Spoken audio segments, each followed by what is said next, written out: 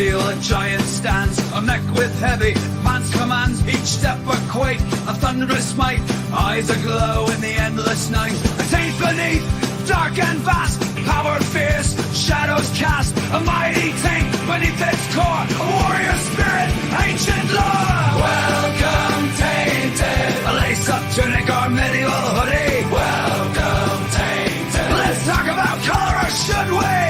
Welcome tainted, thinking outside the blocks. Welcome tainted, thanks for joining us, you rock.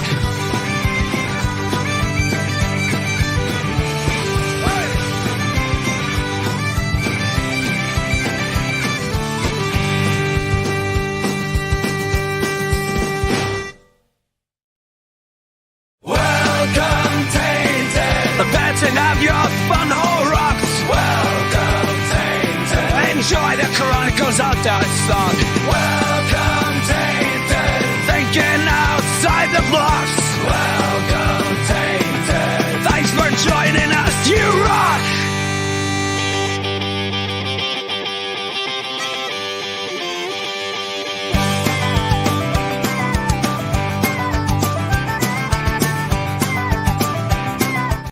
Okay, everybody, there we have it. A little extended version of Thank You Tainted, or Welcome Tainted, and thank you, of course, for joining us for your weekly LEGO Brickworld live stream that we like to call Think Outside the Blocks. Why do we call it Think Outside the Blocks? Well, because we like to think, or help you think, outside the perceived rigid medium of LEGO, and also outside your mental blocks to help you do all kinds of creative and interesting builds. This week, Mark is not here. However, I am not going solo. So let's pull up the run of show. We'll pull this up here. VMAX says Ben Solo thumbnail makes sense now. Oh, just you wait. The Ben Solo Kylo Ren figure is there, but I'm not alone. So first of all, we'll talk about something, and then we'll talk about our guest guy. And the first thing we're going to talk about is game day. As you can see, I'm once again donning the NFL flag football shirt. That means that we had flag football today. Coach Ben Belichick back on the field. A very close and good game today. The yellow team, which was my team, or the gold team, I guess, we're probably gold and purple, pulled out the win today. So good job to my son and his team. They played a really good game. The other team was gracious in defeat and had a really good game as well. But, of course, I can't do the show alone. I have to have somebody on the show with me today, because today's topic, or today's idea, is the great debate. And if I don't have someone to discuss our debate topics with, what's the point in even having a show? So, special guest alert. Who are we bringing on the show today? Well, I believe this will be the debut on Think Outside the Blocks for this person. I have guest hosted on his show a couple times. The hostess with the mostest, over 300 episodes in on Friday Night Bricks, coming to you live from Wisconsin, one Mr. Reed Hope Castle, king of the Ice Bears himself. I am so excited to be here tonight. I can't believe it. Thanks, Ben, for inviting me. You are welcome, Mr. Reed. So Reed, a longtime Lego enthusiast, likes to build, as you see here, Hope Castle, the constantly see-throughable and hope-providing castle, hoping to fight cancer as well as be a see-throughable castle, as it were. So here we are. We've got Reed in the house. Reed, tell us, how was your week? Oh, my week was pretty good, except I did spend a bunch of money this weekend paying to get my brakes fixed on my van. They were grinding pretty bad, and since I sometimes have to be, or sometimes I choose to be the taxi at Brickworld Chicago, I figured I'd also make sure they're in good shape.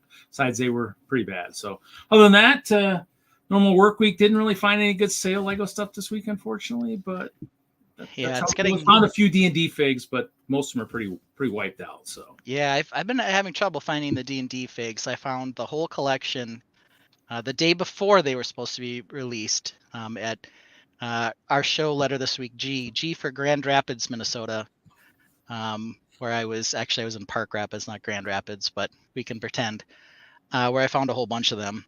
VMAX says he's a car guy, just replaced his brother-in-law's brakes today. So VMAC knows all about the brake jobs.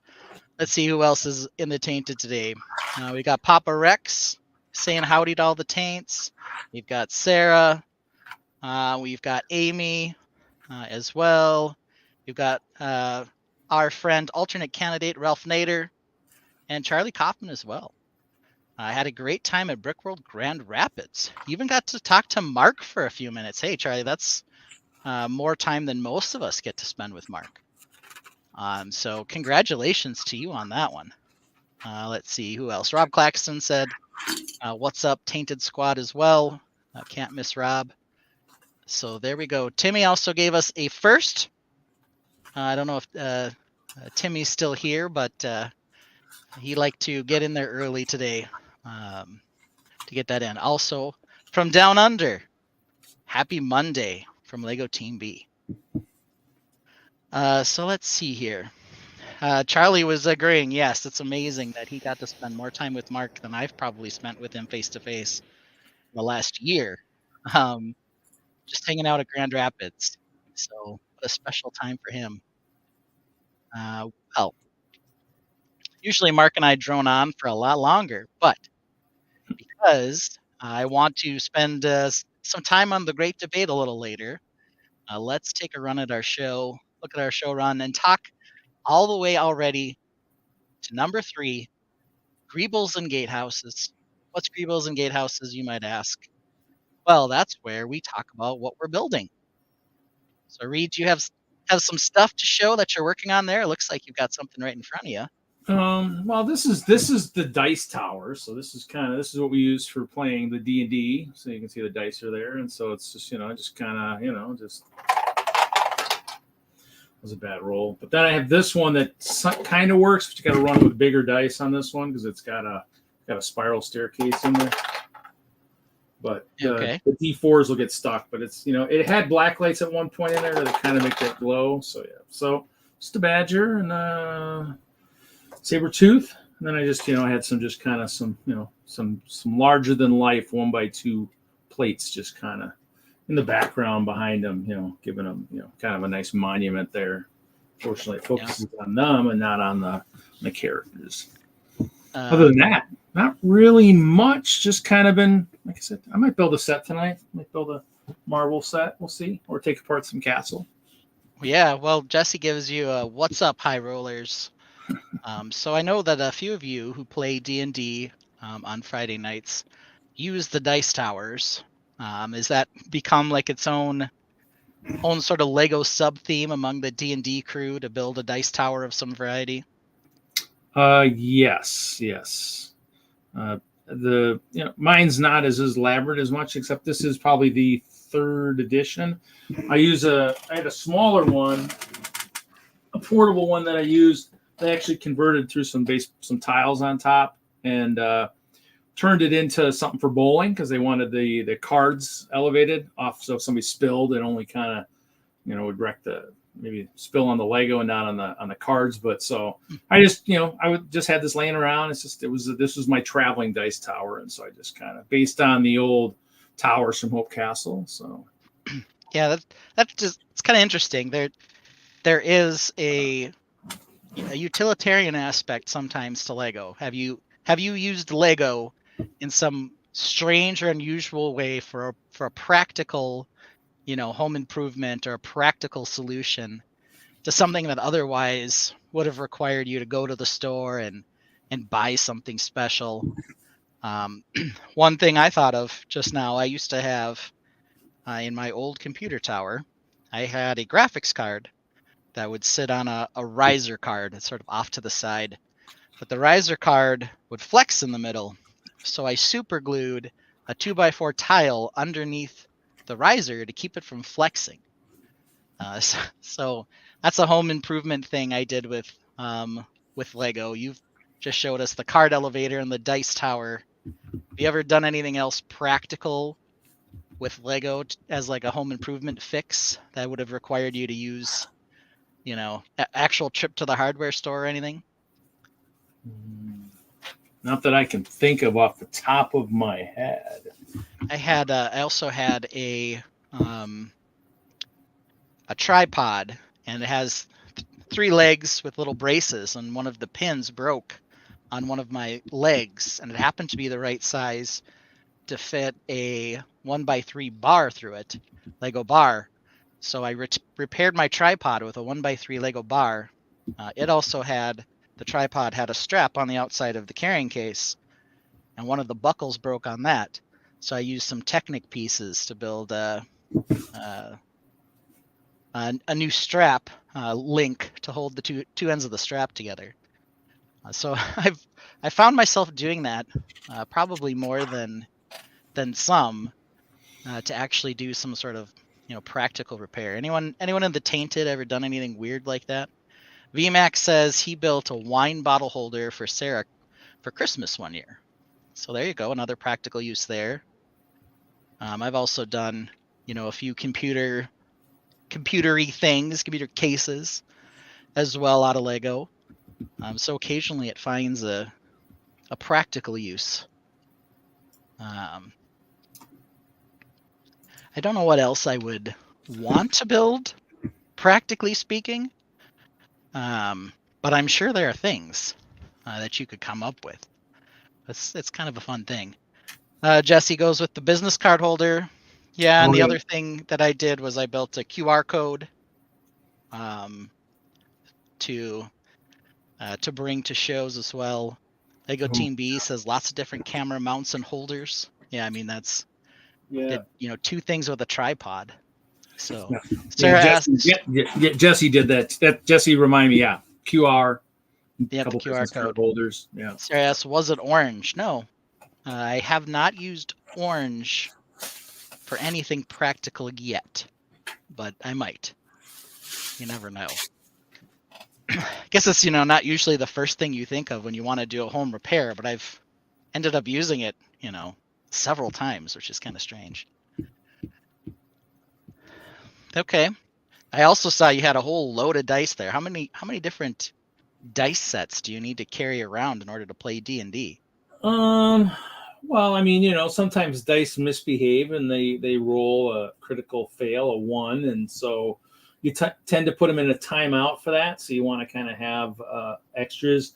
But as you get to higher levels, you roll more dice. It's nice to be able to roll multiple dice rather than just re-rolling dice. But the only problem with the dice tower is this, as you can see, the landing area here isn't very big, and so they'll bounce off each other anyway, so it might change it once it hits it. So if I roll a couple damage dice, then there's always a chance that they might bounce off and change the number. But as we got higher up with some of our characters, we'd be rolling multiple 3, 4, 5 dice, and so I would just have more. And just you come across ones with different colors, and you just were like, well, which ones kind of suit my fancy for this week? Do I feel like playing with a clear one? Go figure. A clear dice with a clear tower. But so it's just kind of but yeah. So we just kind of have them. Like even some of the new characters I created, I was actually rolling dice that I'd actually never even rolled before. So it was kind of nice to have extras for that. Or if I have some for traveling. But yeah, I know you usually need a D20, so 20-sided dice, and then 6-sided dice. Which other ones are popular for D&D besides those? I mean, like the mages, we have like this nice little triangle dice. The triangle dice, the D4, we use like Magic Missile, which is automatic hit. Some of the new stuff I had was like the D8 or the D10. And a couple of things I was maybe going to roll this last week, but of course I didn't roll as much before I think I was knocked down pretty, so I didn't get to. I was playing a mage again, so it's crazy how many different shapes of dice they've managed to come up with. For playing the game, and you see the little cube with all the dice in it that they sell, and they just have, the D20 and like 16 other dice, and you're like, what are all those shapes? Some of them just look crazy, but Yeah. I guess it's really practical. The other way people roll dice, almost nobody just does it on the table. They do the dice tower or they do it electronically. Mhm. I don't know. I think something about the tactile sound of rolling the dice, I think, is more enjoyable, or at least I would think it is. But I just need to make a dice tower, 2 or 3 feet tall, so it takes a good amount of time for it to get down. So there's a lot of suspense, and also to maybe piss off the dungeon master once or twice a night, just to kind of I'm gonna roll this on the special tower, just kind of yeah, the 15-foot one. Well, you have the two right next to each other, and you said one of them's got the spiral staircase. So do you like choose one over the other for a certain reason, or you just kind of the spiral one doesn't work as well as it used to. I would maybe use it, but actually all my versions are here. I have another version over on top of another cabinet using some of the track, the old slanted track from like some of the racer series. They had the racer pullback ones, and it had some slants, and I used some of those in an earlier version to kind of get that the slope where they'd knock down. And this one here just has like just the slopes, just alternate slopes. It just bounces itself down. So yeah. But Jesse says the normal loadout is a D4, 6, 8, 10, 12, and 20. Whew. That is a lot of rolling that you have to do on some of these. And what can you tell me about those little white super plates that you have built there? These were just kind of something, we do get our, and I don't know if I have one here. We do get the bricks at Chicago, the award bricks, and so I figured, if we were going to give away, they've been starting to do the tokens and such. I just figured, making something that was more kind of like me. And so there's people who get the bricks. Well, the brick is a nice thick brick. Well, I build in plates. So I figured a plate would make sense. I did build a total clear 1x2 tile, but I mean, I could maybe create the name of the award on it that I want to. Maybe just put a plate on it, just put something kind of, but it's something I just kind of played with, just, kind of a neat thing that would be kind of cool to give out at Chicago for something I thought was pretty sweet, so. Yeah, it's one of those things with, they've gotten to, there's so many trophies, and I definitely appreciate them, but you don't know who you're getting them from anymore. Sometimes you just get a little mound of these things, and a lot of them are really thought out and really creative. Sometimes you can kind of put together who maybe brought it or gave it to you if it matches something they're displaying, but oftentimes you can't. You're just, you got the little trophy and it's adorable, but you have no idea where it came from. A lot of people like to put them down in secret as well. They kind of like to sneak around to put those out, but it is a fun aspect to the Brickworld shows as well, to be able to do that. Well, I'm assuming since you're here and ready to go, you didn't make it to Grand Rapids. No, I did not. Yep. New jobs kind of made it a little bit more interesting. In terms of getting time off, it'll be interesting to see how it happens next year as I ask off for Chicago. But it's even like Labor Day was a perfect example for just like drivers and sales guys for my company. Even if like the drivers have Labor Day off, in the 4 days you work during the week, you have to figure out how to make up 5 days worth of work. So you still have to try to figure out how to get all your stops. For the sales guys, we still need to sell it, and we only get paid. We're commissioned, so we only get paid by what we sell, and so you still got to sell all those days too. So I worked Labor Day, but like if I for times when like we have inventory coming up, I'll have to get ahead, so I'll do my Monday on a Sunday. So like this next week coming up, I'll have to work Sunday through basically Thursday. But I mean, I'll have the Friday off or something. So, but there you go. Yeah, I suppose it's some jobs work all 7 days, and you might have a shifting schedule. Not everybody works for a company that's closed on the weekends. So sometimes you gotta, like me, you gotta adjust your brain and be like, oh yeah, there are people who work on Saturdays and Sundays.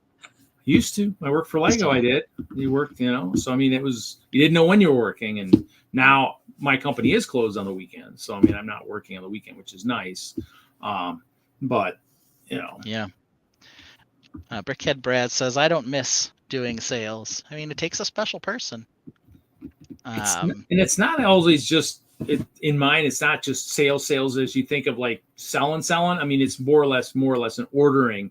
But if you use your personality to the benefit of people and you talk to people and you say, hey, how's it going?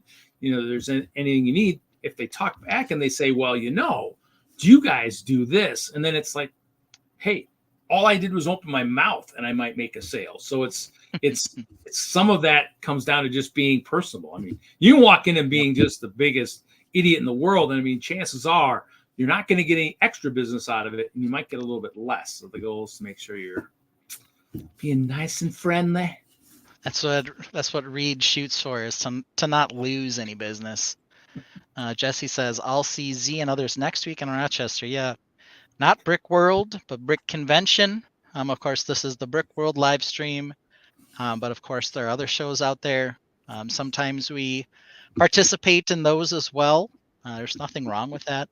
Obviously, Brickworld is my home, and if it's between Brickworld and another show, I'm always going to go to Brickworld. But next week, I'm going to be in Rochester. I don't think it's nearly as big a show as you'll see for most of the Brickworld shows, but it'll be fun. I'll see Jesse and Twin Lug, and I think Mel Brown will be there. So there'll be some fun to be had if you're in the Midwest and you can make it to Rochester, Minnesota next weekend. You might be able to see what we've got displayed up there. Before we flip over to what I've been working on, any other builds to show us or anything you want feedback on, Reed? Really haven't been working on too much stuff lately. I've been kind of just there is a world record D&D attempt coming up at the Bricks and Minifigs coming up in October. Yes. And so I did stop by my store. Yes, after my break job was done, I stopped by and the owner didn't really know much about what was going on. It does also happen to fall on the weekend of Gamehole Con here in Madison, which is the huge gaming convention for this area.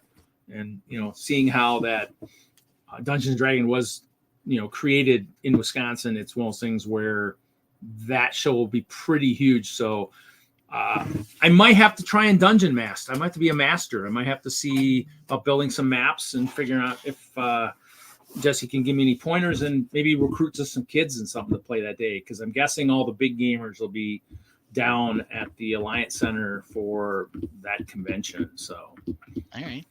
This is what I'm guessing anyways. So, all right. Well, let's take a look at what I've been working on. And we're going to run today because it's a special show. We're going to run the longer walk-up song. So here we go.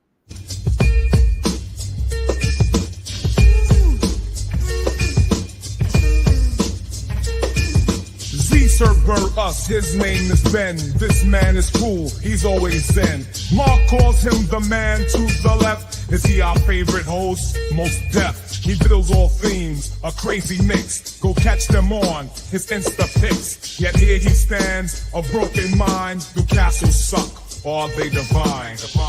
Everyone kept saying this weird thing to me, that I preferred space to castle. And they kept saying that I was promoting this rumor. I felt very gaslit. He lets his kids join him on the stream. He ain't much to see, but his wife's a dream. He scaggy pen when he puts down the brick, but you can call him C when he's getting clicks. A man of split minds torn apart, caught between his head and heart. Castles stand in full core E, in his soul spaceships run free. There is no proof that I have ever said anything negative about Castle in my entire existence. In fact, look at my title. It says Ben Loves Castle. His walk-up track is almost done. He's about to pull up the show run. Did he build a computer?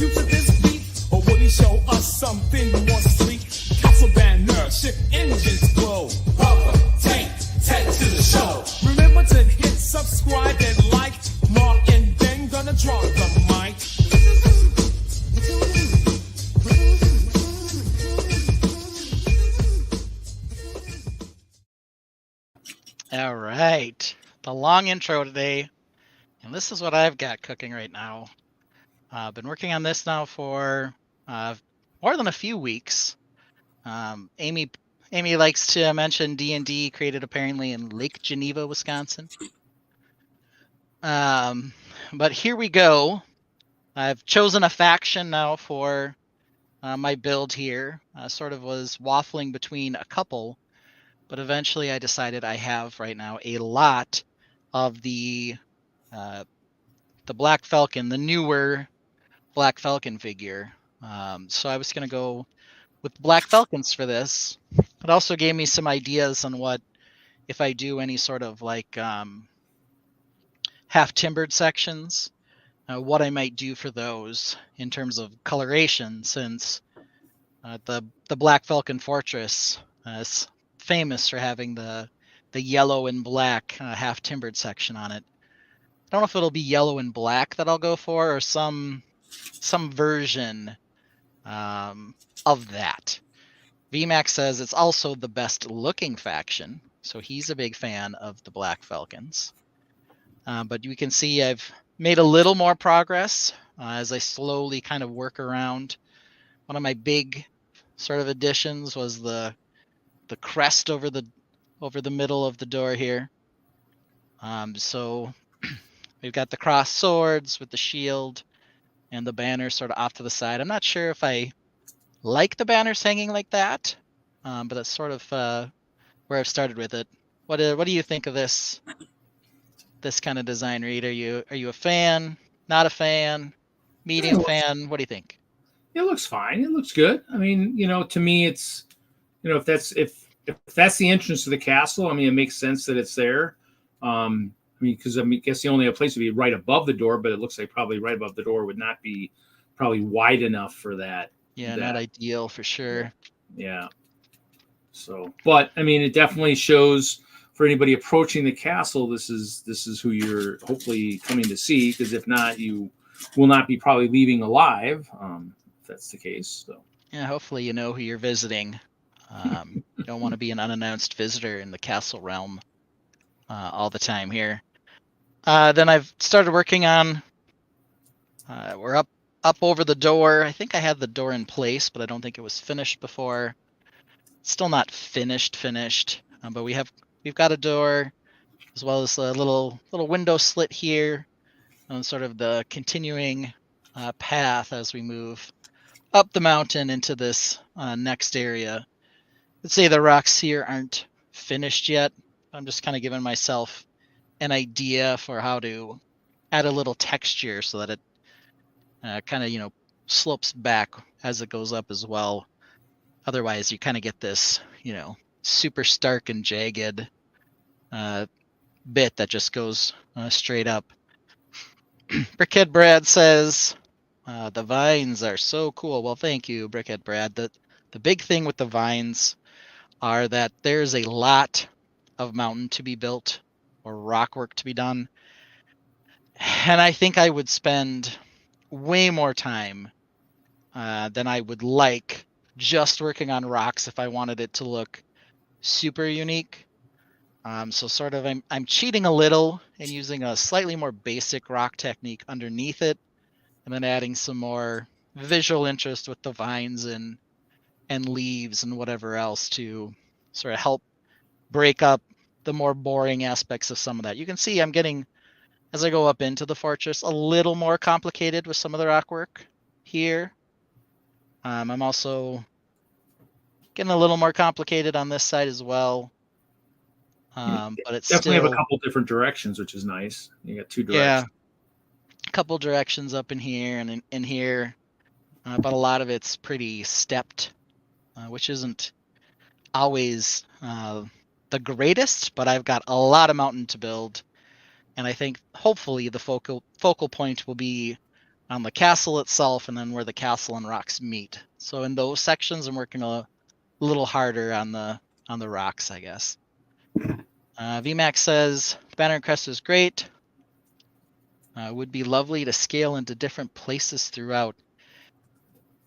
Yeah, I mean, that's a interesting thing. If there was sort of a smaller version of the crest as well, or or whatever else. But yeah, that's sort of the idea there. I'd also like to be able to frame it better if I could, but it looks all right. I don't hate it. Just kind of curious about the sort of angled flags. If that's something that people think's interesting or not. As I go along up the side here, you can see I've got a visitor. Uh-oh. Let's hope he's bringing the flag of truce with him. Oh my gosh, he looks like he's in cuffs. What? He's in cuffs. What did he do? Yeah, so this badger from Reed probably is breaking some laws. Who knows? What? But he's getting hauled off by the black falcon up into this area. But I'm thinking hard about what I want to do in here. What I don't really want is just a long corridor this whole time that you can't really see in except for through the front or through the back. So I have to figure out how to create some sort of opening or some sort of interest so you can see in. And if you can see in, what do you want to be able to see on the other side? Just a rocky cavern, maybe a little boring. So perhaps something else will have to go.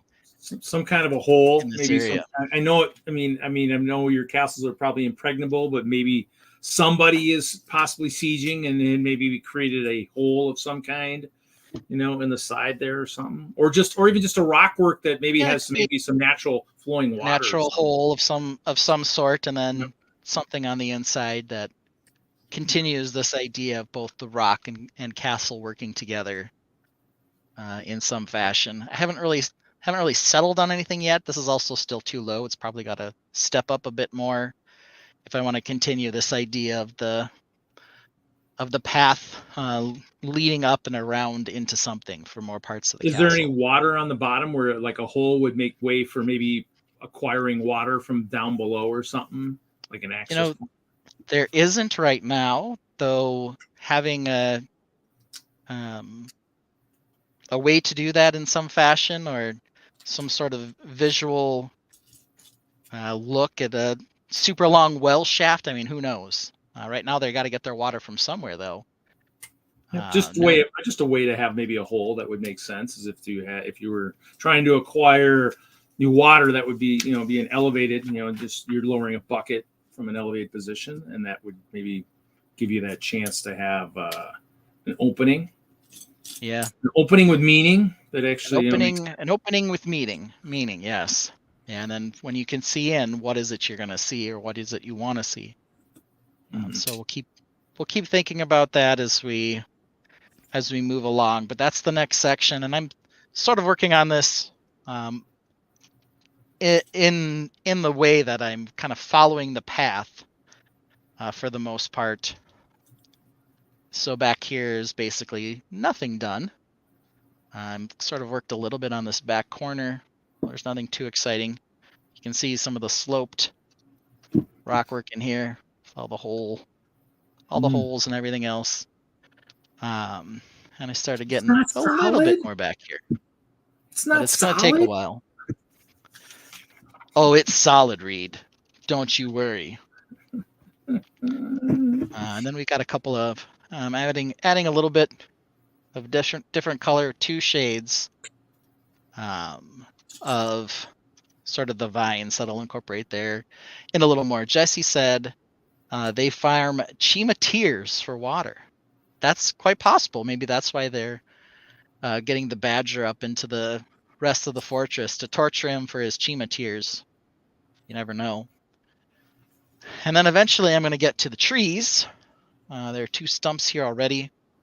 Those will be 2 large trees. I've kind of been slow to work on the trees because they'll get in the way. Usually when I build trees, they're relatively fragile, at least at the base where they're branching off. So you got to kind of be careful with that. So I'm kind of slow playing that to some extent, though I'm also working on sort of some vining parts on the rocks as well. Same thing, kind of trying to add some visual interest and break up how sort of boring this is a little bit in that there's some sections where it's a little more intricate, and tried to do some slope spots in a couple places, but a lot of this is sort of dull, but a lot of it will also be hidden by larger features. So it's kind of a balancing act between not spending all your time building something that a lot of people are going to look past anyway, and focus on sort of the highlights. You don't want it to look bad, but you don't necessarily also want to spend all your time working on a part that's not necessarily going to be the focus. So you can see kind of where the rock and the castle tower meet. It's a little more complicated because that's, I think, where most people are going to be drawn to their eyes are going to be drawn to that, as opposed to some of the more boring rock work as well. Brickhead Brad asks, where's the Lorax? Yeah, we've got 2 tree stumps. They're not truffula trees, though. This one's probably going to be, it should probably be some sort of pine tree, some sort of evergreen tree. These will probably be non-pine tree-ish. They'll probably have fairly large, what's the word I'm looking for here? The crown of the tree, canopy. They'll probably have fairly decent canopies. That might not be entirely practical, of course. A lot of people would probably not want a tree right next to their castle, so that they couldn't see people approaching or shoot them with an arrow. But of course, this is fantasy Lego, so a way for people to sneak in to the castle. Yeah, you usually don't want like a tree growing right out of your castle so someone can climb it and get in, but it's Lego fantasy, so it's okay. Let's see here. Brickhead Brad says, I think he speaks for all trees. He doesn't discriminate. That might be true. He does just say, I'm the Lorax, I speak for the trees. He doesn't say the truffula trees. So perhaps it's my folly for thinking that he's, tree specific. So there we go. We're still slowly creeping up the mountain, adding to the towers as we go. But now we've got a faction to build for, and we'll continue to work on it here. You can also see I've got these other castles in the background just hanging out still, as well as the old spider mech. We've got the Fun Hole Castle over here. You heard me, the Fun Hole Castle. Nice. One I built on vacation back there that I was going to use as sort of a test model to build something bigger, but I haven't gotten around to that yet. That does sort of use, because that was based on the parts from the medieval Creator 3-in-1, it does have the light bright yellow or the flamish yellow, whatever that color is, and brown as the half timber colors. So what piece I don't know if I'll use those on here or not. So what piece is in that shoebox bin in the back there that's like almost full? What kind of piece is that? Is that a cheese slope or a plate? Yeah. Those are all jumpers. Mm. Jumper plates. I use a lot of jumpers. Yeah, for touring the desk here. Then I've got some reddish brown tiles. Some reddish brown snot bricks. Then I've got some hinges, 1x1 tiles and plates, and 1x2 tiles and plates, and then various brown slopes, brown and gray slopes of various types. Hinges being used for like those slanted rock sections? For the rock work, yep. Mm. Yep, so those are the main things. I don't know why I have canned air over here, but I do. We've also got 1x1s, 1x1 rounds. They're used a bit here. We got some green 1x1s, olive green for some of that work, and then of course a snot brick. You need snot bricks, and I got them.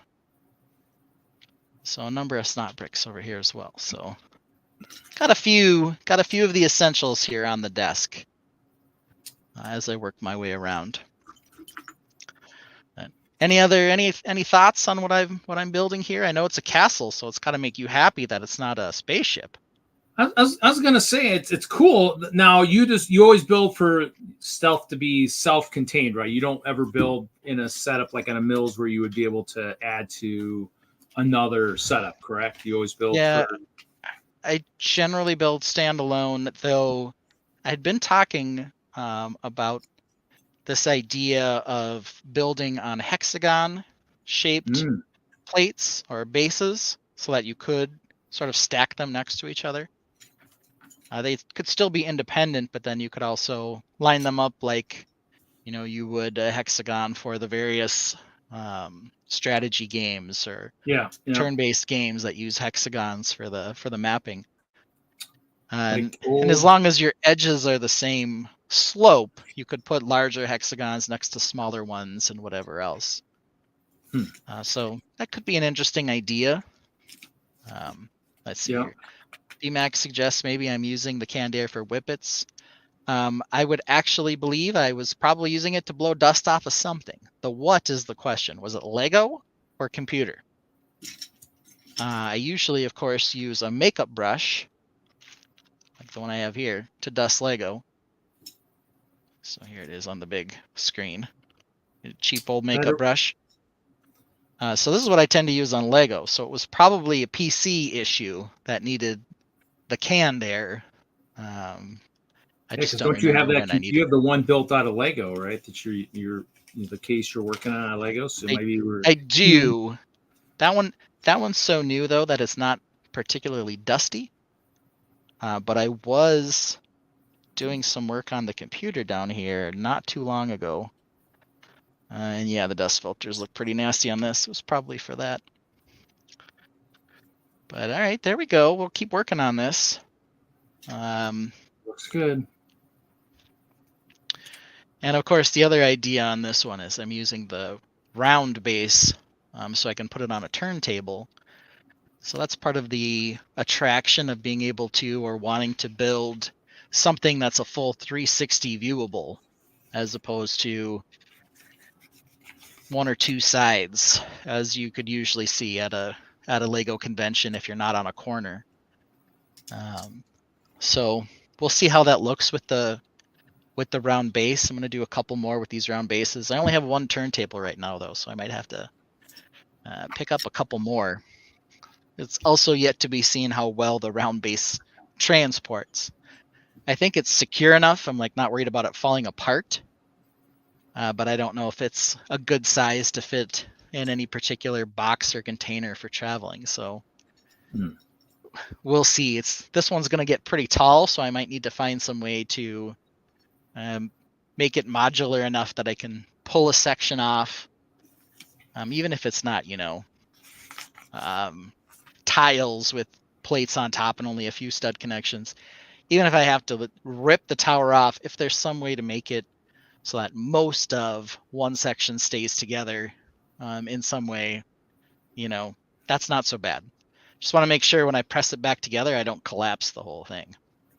Yeah, I mean it's building it with some kind of a level of tiles or something in certain sections that can just still attach. And, that's kind of, I build all my stuff, all my towers and stuff. I build it so I can, and most of the current Hope Castle is built in sections, so it can be taken apart. But I also I've never done the cutaway ones like you do see, like you're talking about. I kind of build more of a whole castle.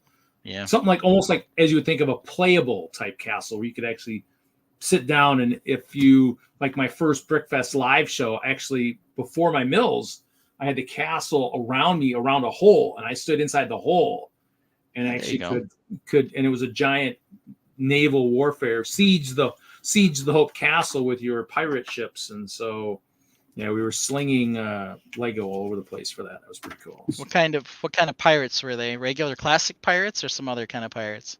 It was a lot of just whatever people had. I mean, this layout was huge. I mean, we had probably 12, 14 tables, and we just had the blue cloth over it. and Okay. I was just in the middle with the Hope Castle, and we just laid out just whatever ships were out there, and basically I had the shootable cannons, and so we were just slinging the 1x1s all over. So when we were done with the show, you just saw lots of cannonballs all over the landscape. So Yeah. It was interesting because that pirate cannon, the one that shot, they had it for a while, then they took it away and had a molded one that didn't shoot, and then they went back to the shooting one later.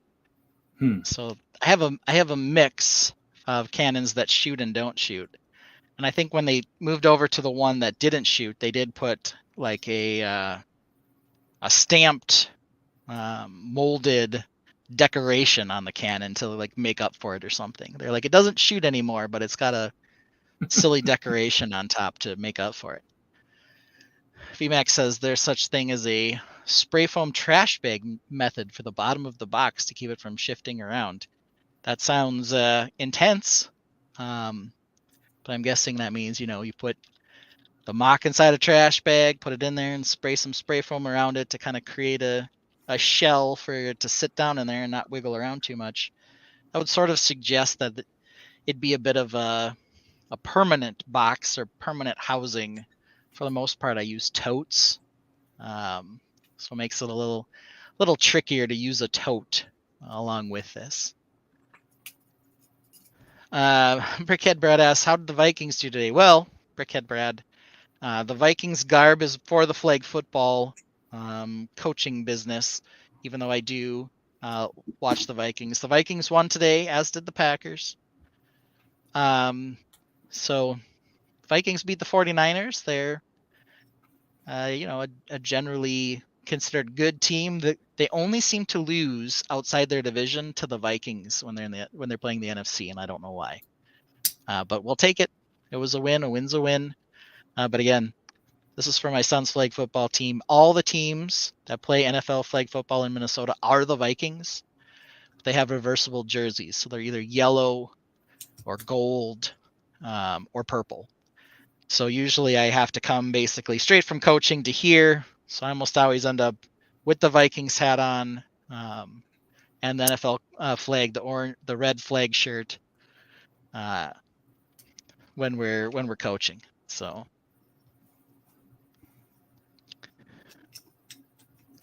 let's see here. VMAX says they will not best the Niners. Put a poly bag on it. Sure, buddy. Game's already over, so I'll take your poly bag. Cooper Copper Kayak says hello. Hello, Cooper Copper Kayak. And if you want to say hello or like and subscribe, because why wouldn't you want to hear me ramble on about a mock for 45 minutes, you can always do that. I think right now we're at about 965 subscribers, so we're inching closer to 1,000. I think Mark and I will be very excited when we get there. Maybe we'll do a special episode. Who knows? A lot of times people do special and fun episodes when they hit nice plateaus. Yeah, or just nice plateaus of just even show numbers, Yeah, I know you did a 6-year show not too long ago, right? So yeah, so 312 or whatever it was. Yeah, and then I think I'll be doing something just because it's such a cool number. 333. We're coming up next weekend. I think it's next week. Yep. So next Friday. Give away like maybe perhaps like maybe give away a Lego house or something. Yeah, I missed this this Friday. I was on a date with my wife. She bought season tickets to the Broadway show runs that are coming through Minnesota, and we went to Back to the Future the musical.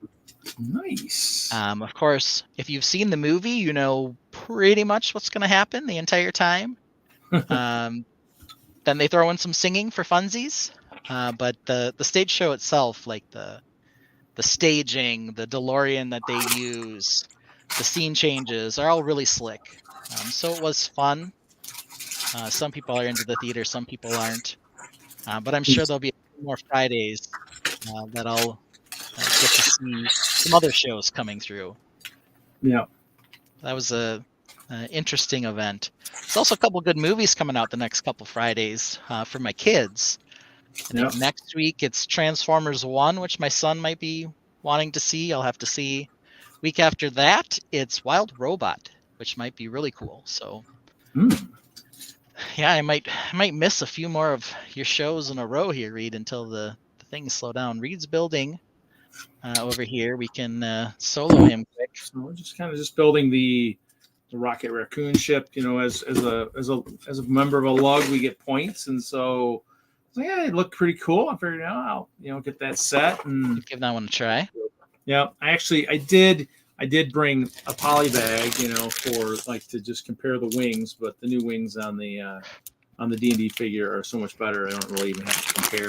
But I did find the ones at Kohl's though. So Kohl's did have the ones like built the Ninjago one. I just kind of didn't like the portion of the head because it's got the red part of the mask on the back of this. Oh, I like the purple. I like the purple. I just didn't like the red part on the back. And then there was the Kohl's does have poly bags. They had a boatload of them in their toy section, so I bought a bunch of them, to add to my. Did you get the one with the baby gorilla? Yes, I got that one too. So yeah, so I usually, it kind of sucks that they went up as they've increased in price. I've had to reduce what I would buy. Normally, I was buying, I think when I first started, 5 of every poly bag. So when Toys R Us had them back in the day, I was buying 5 of every poly bag. Some bet more than others, like the Silver Stormtrooper. I probably bought 10 or 15 of those, which I'm still down to only probably 1 or 2 now. But yeah, I have a huge poly bag collection. It makes it easier. Those are usually what most people will see if I give away stuff on my show. That's usually what it is. You're getting a culmination of poly bags. And since my van has been acting up, I was getting ready to mail a package to someone who was there for the 6-year episode that won his door prize, who was not at Chicago. Jeff Sneevely, I believe, is waiting for his door prize, and so is one person on the East Coast. But otherwise, everybody either got it at Chicago or had someone get it for them at Chicago and bring it back to them, which was nice. And even that messenger got a little thing of poly bags, and so it's I always kind of like to be the nice guy, and so generous with the poly bags. That's Reed for you. All right, let's take a look at the run of show here, because now that we've talked about what we've been building and we talked about our guest, we're going to talk something called Gee Whiz, It's News, and then we're going to talk about the great debate and our grievances, and then good night and good luck. And maybe Mark will join us at some point, maybe not. But Gee Whiz, It's News, well, that's of course Lego news. And there are a couple of Lego sets that were announced. They're definitely worthy of talking about, I will say. So let's pull those up and get some thoughts on these 2.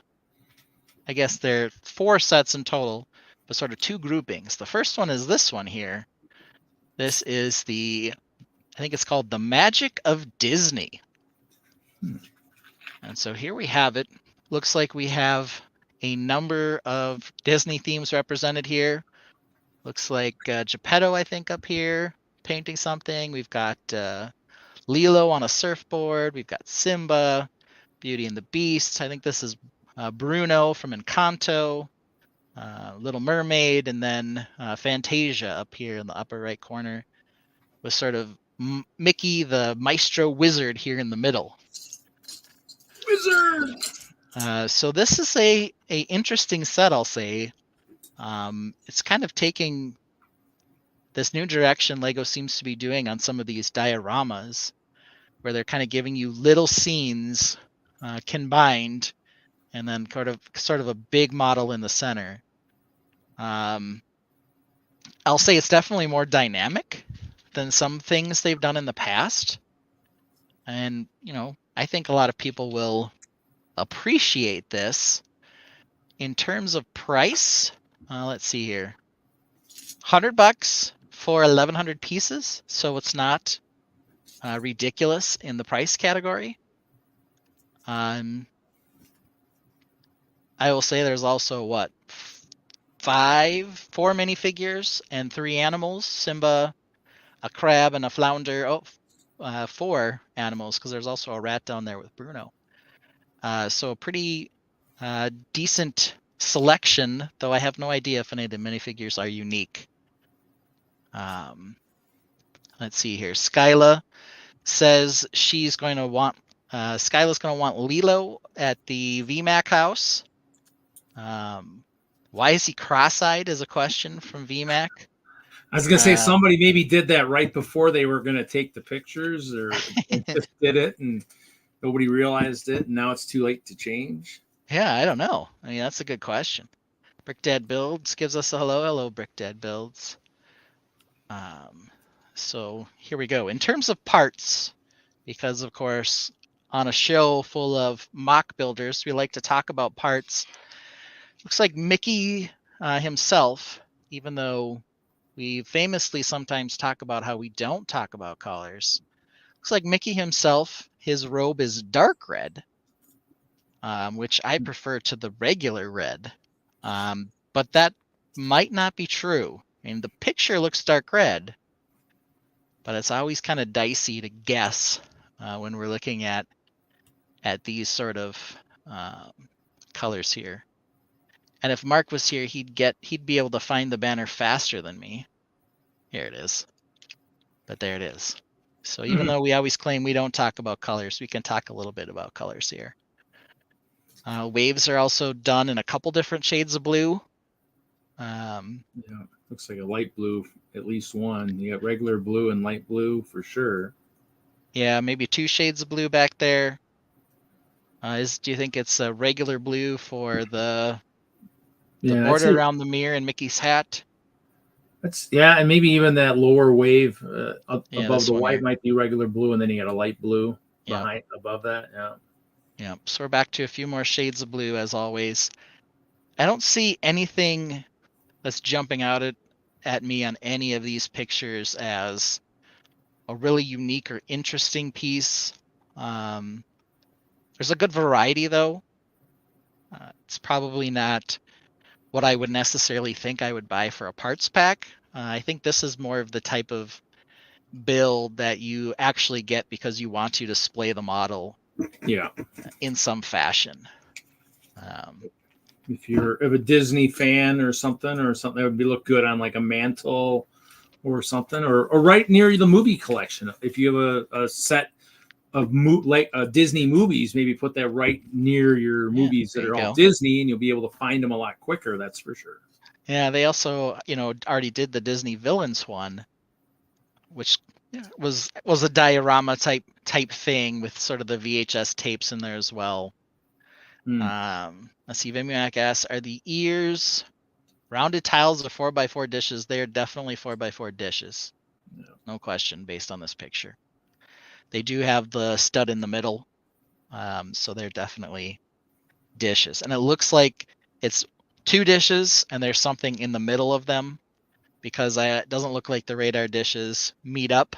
Looks like there's a little gap all the way around the 2. So it's definitely some sort of piece that comes up. Let's see, Never Too Old for Lego says, what's up, everyone? Not much, just talking some Lego news, hanging out with Reed. Waiting to get to the great debate, which we will hear in a little bit. What do you think of the gloves? You a fan of those?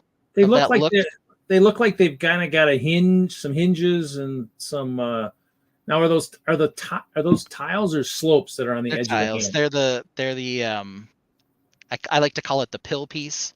Oh, okay. So it's the 1x2 tile that's rounded on both edges. I mean, it doesn't look bad. I mean, it's definitely something that it would have been cool if they would have maybe offered some other options for, like you said, it shows favorite scenes. Maybe maybe throwing a few extras in there that you could alternate, from some of the different movies, maybe, because those seem like mostly, obviously they're the big ones, but you forget like the ones that have kind of really. Like Dumbo and some of the ones that, some of the other ones that are out there, 101 Dalmatians, all the kind of the ones that are kind of, Yeah. And you kind of wonder why they chose these in particular. And, they have a couple that are sort of based on water, so they're combined with the waves in some fashion. But, was it a decades thing? Like, Bruno's 2010 or 2020 from Encanto, and Lion King was, 2010s or something, and Beauty and the Beast was 2000s. I have no idea.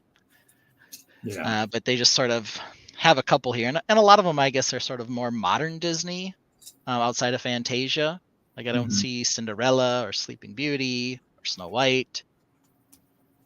Though Snow White obviously got the giant cottage already, so maybe we're just sick of Snow White. I don't know. Maybe that's true. Maybe they're trying to pick ones based on stuff they haven't already done somewhere else, I guess. But Well, and here we go. Marking my favorite thing, a lifestyle shot. ooh, what's the number on the side? Is that like a giant number from like an old Lego set or something? 410 something. Maybe a Lego, maybe a space, maybe an homage to classic space, perhaps. I don't know. There's a couple interesting things in here because normally what we see, and we've got some of our classic tropes in here. We've got the table with a couple of bowls so you can put your Lego pieces in them. She also randomly has a red bell on this table.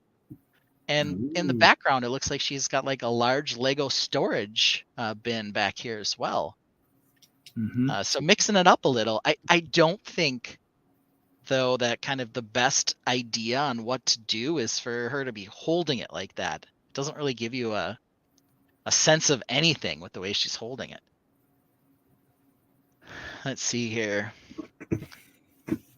Mario Party mini game art on the wall. Yeah, maybe. Could be what that is. I don't know. That is. Oh, that yeah, Mario Kart. It's but the track's broken there. They didn't finish the full loop there. Yeah. I've been told that's not a Disney adult. Yeah, I don't know what kind of adult that is. She looks like a regular adult. She's not in a fairy princess dress or in a whimsical setting. This kind of looks sterile, quite honestly. Lego Team B says he always rings a bell when his build is complete. Hey, ooh, yeah, time is a time build. That's an interesting idea. And Pop Rex says, is anyone buying this? Put this on display or pocket the figs and part out. Yeah, I mean, that's what we just talked about a little bit, Papa Rex. This is sort of a mixture of pieces. There's not like a lot of highly sought after pieces, or at least it doesn't seem like it. They all seems like there are a variety of them, and none of them are too specific. I did mention, 4 figures, 4 minis, as well as some animals. So there are definitely some people who are going to be in this just for the figures.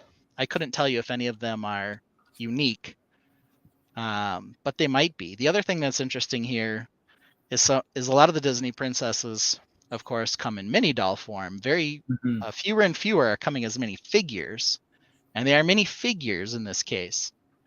So you can get both.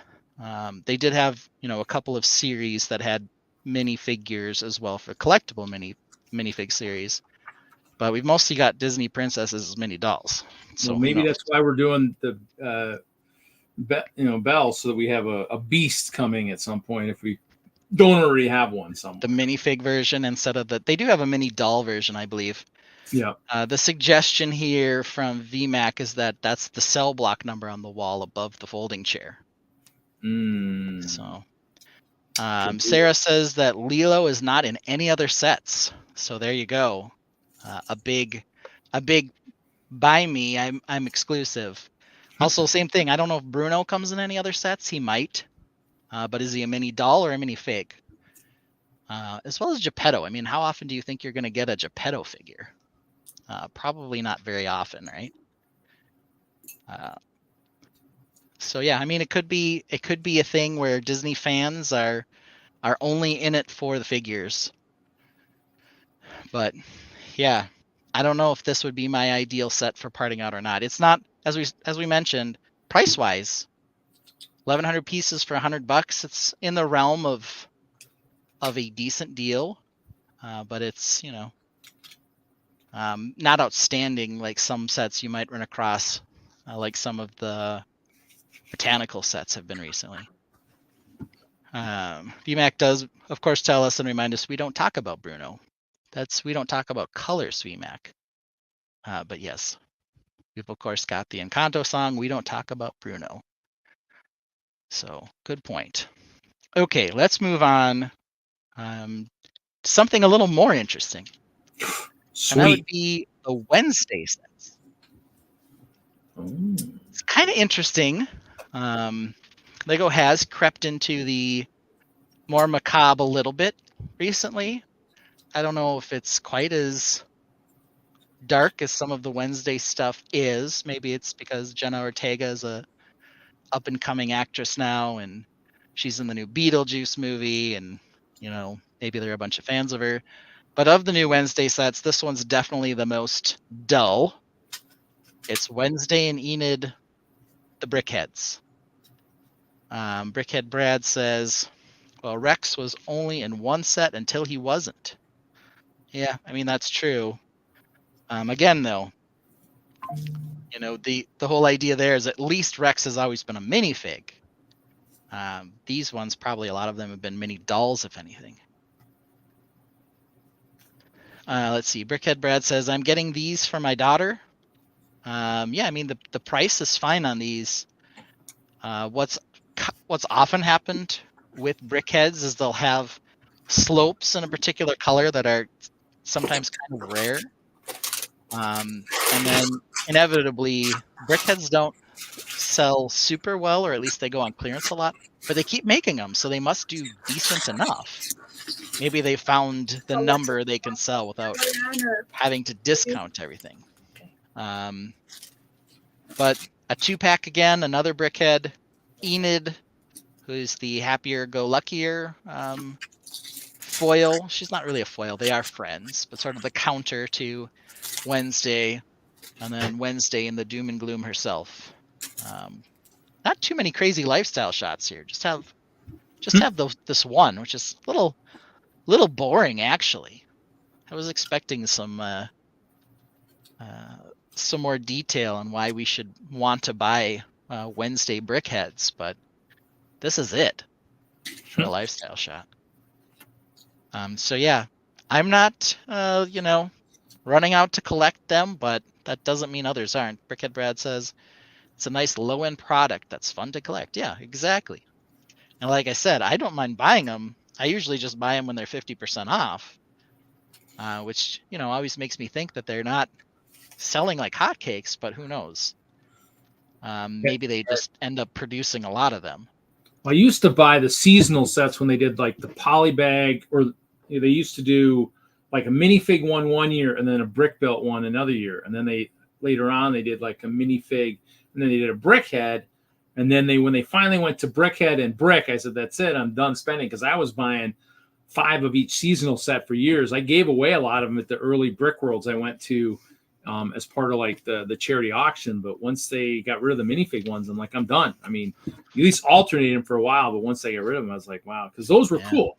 Because people who build in minifig size scale, we like to have that stuff for the seasonal stuff, because you like to be able to celebrate those holidays with your minifigs, and so that made sense. So yeah, but they're sort of the entry level one. It's coming soon, October 1st already. This one I think we'll have more to talk about. Here is Wednesday in Enid's dorm room, 750 pieces, so not a crazy number. But rings in at $90, so a little bit of a price to parts ratio mismatch there. But some interesting things and details to talk about. First of all, once again, we have mini dolls, not mini figures. So that kind of gives you some idea of an idea that they think that this is more targeted towards the Disney princess type folk. But there are definitely some pieces in here worth talking about, including these adorable gargoyles. Nice. Looks like there are 4 of them in the set. So I think those are really cool. Brickhead Brad also seems like he likes the window piece here in the middle. That's the half print with the Enid on one side and the Wednesday on the other. Also the drill piece. Yeah, this piece here, the spirally piece. I'm sure it's a Technic piece of some variety, some sort of long gear. I don't know what else it does, if it actually is capable of moving something up or around it. I don't know what it fits with. Maybe just other pieces that look like that one. I don't know. But it is a cool piece. Looks like it's paired at the top here with a cupcake piece. And then I think up here, this is the Minecraft box piece with another box on top of it to make these cool pillars. It almost looks like it would actually go nice on top of the haunted house if you ended up acquiring that set. Looks like Yeah. it might be almost a upper floor, or maybe change out the roof somehow. Yeah. Jesse's also in for the gargoyles. Oh yeah. Yeah, 4 of those. Also the sand blue color. We've got like the mini arch piece in light bluish gray, and these, I'm guessing they might be stickers, but these 4 tiles down here with the symbols on them are also decently cool. Well, they're definitely rounded tiles, so maybe they'll be printed. You never know. I guess it depends on how generic that print is. If it's a generic print that could be used in multiple areas, maybe they would do that. So you never know. Yeah. Also kind of cool. You can store the extra minifigures in these little drawers. They've been doing that quite a bit on some of these dioramas as well. Looks like they also have an easy way to eject them with a little pin mechanism on the side over here. So there you can see them pulling out. We'll get to the thing hand eventually here too. So Jesse says he definitely thinks he would build the rest of the building below it, and not just the little dorm room at top. I mean, this does seem like it's sort of that classic mansion-y looking, haunted mansion-y looking thing that Lego and Disney have done, a number of times. And then here we go. We've got the inside. Anything really to see here? Yeah, there's a few things. We can talk about thing a little bit here. So we've got the severed hand. It's a larger hand, and it's the hand I think they're using in these larger buildable figures. We saw the 2 from Wicked, and we'll get to the Wednesday one here in a little bit. But it's that piece, and this one's got some printing on it for the little stitches that appear on Thing's hand. Also looks like there's a large cello back here as well. I think have they done a cello piece? Yeah, they did one in the jazz club in reddish brown. Now this one looks like it's black. And jade colored rabbit over here. I don't remember a jade rabbit, if it's a stuffed animal for Enid or if it had some importance, but there's a little stuffed bunny there and some other little cute animal up here too in the rafters as well. So I don't know that the interior is like amazing, but it probably works for what it is. What do you think? Are you that might be why anything here that we're missing? I mean, and that might be why it's got that higher price point. If it's like the gargoyle mold and stuff like that, I mean, it might be why it's the piece per part. Plus, those are pretty big arches there on the bottom too. They do exist, but it's one of those things where maybe if they're using a lot more larger pieces on that, that might be adding to the cost. So, well, and they have 2 versions of Enid and 2 versions of Wednesday, so you got 4 figures as well. Let's see here. Brick Dead Build says the spiral is the same as the Harry Potter gift with purchase flu set. So apparently those have been seen before, and I'm not surprised that they've been seen before, but it's the first time that I've run into them built like that. What's the green swooshes? Yeah, these banners that are hanging up here. They appear to be the 3x3 curved tile with the curved slope on the end, the short curved slope with the ends cut off them. So they look like they're a multi-piece build on this side. And then there's a purple one over here as well. But that's what it is. So it's multiple pieces to make that. Also looks like there's a different backing on the tile. Maybe it's a aqua color or a teal color plate behind it. So it is made out of a couple different pieces. I bet we're going to get some fun lifestyle shots with these guys. Here's a nice little shot of the little gargoyles. Definitely about those gargoyles. So is that window like a dish then, basically? Looks like it's a dish, but it doesn't have anything in the center. It looks like it's completely smooth. But yeah, it does appear to bow out like a dish. They do have like that windscreen with the latch on it. Oh yeah, Like that the could pod. Yeah, that's probably what it is. It's probably got a bar that comes off the top that's latched into something. be. Yeah. I don't know if I've seen them that big though, because that's probably 8x8, if I was guessing. Let's say it's definitely 1, 2, 3, 4. Yeah, probably 8x8. Yeah, it's got to be, yeah, because it's 4 on each side of that arch. Yeah. So yeah, maybe not a dish, but I guess it's technically then a windscreen of some variety. With the hook on it. You can see a little, looks like a little cat ear accessory back there that you can put on the head. Oh yeah, the base looks really nice in black. That's kind of nice. It does, yeah. And she's got the wand as the bow. Yeah, because I bought a bunch of the brown ones to stick in my disco, and so yeah, a black one would be kind of another one color I'm gonna have to acquire now. Yeah. So some cool things here. Once again, the creepy hand. It's a couple roller skates down in here too, just for funsies. So yeah, I mean, I guess you can tell the difference between the two sides of the room. Looks like Wednesday also has a black rose, so that's kind of fun.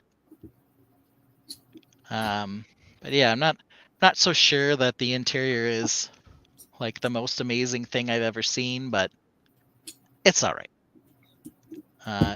Here we go. Got someone holding and admiring the set. Why not? What else would you do with it? Oh, now she's touching the roof. Good for her. Really getting in there, showing us what it can do. There we go. You can't open the window there. Oh, there you go. Yeah, it is hinged on the top. Yep, hinges hidden up somewhere up top. Yeah, makes sense. Yep, it's definitely printed and not a sticker, so got that going for you. Another little picture there, semi out of focus. I don't know what the point of this is. It's Wednesday's in focus and nothing else is. It's kind of stupid. And there we have it. You can put it on your shelf. Your very industrial looking shelf.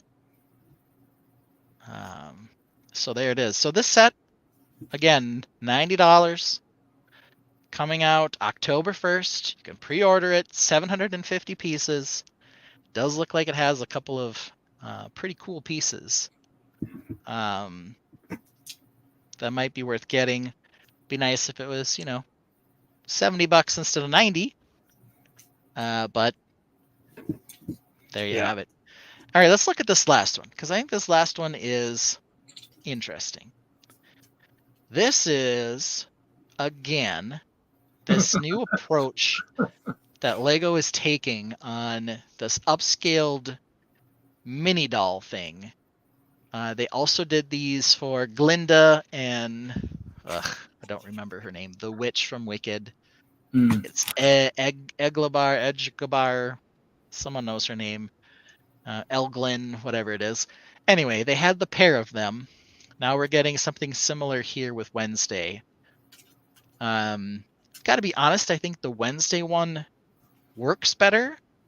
But part of that, I believe, is also because the base is probably the thing that I'm far more interested in than the figure itself. Let's see here. They look like the dolls from the movie Ugly Dolls. Yeah, I mean, maybe.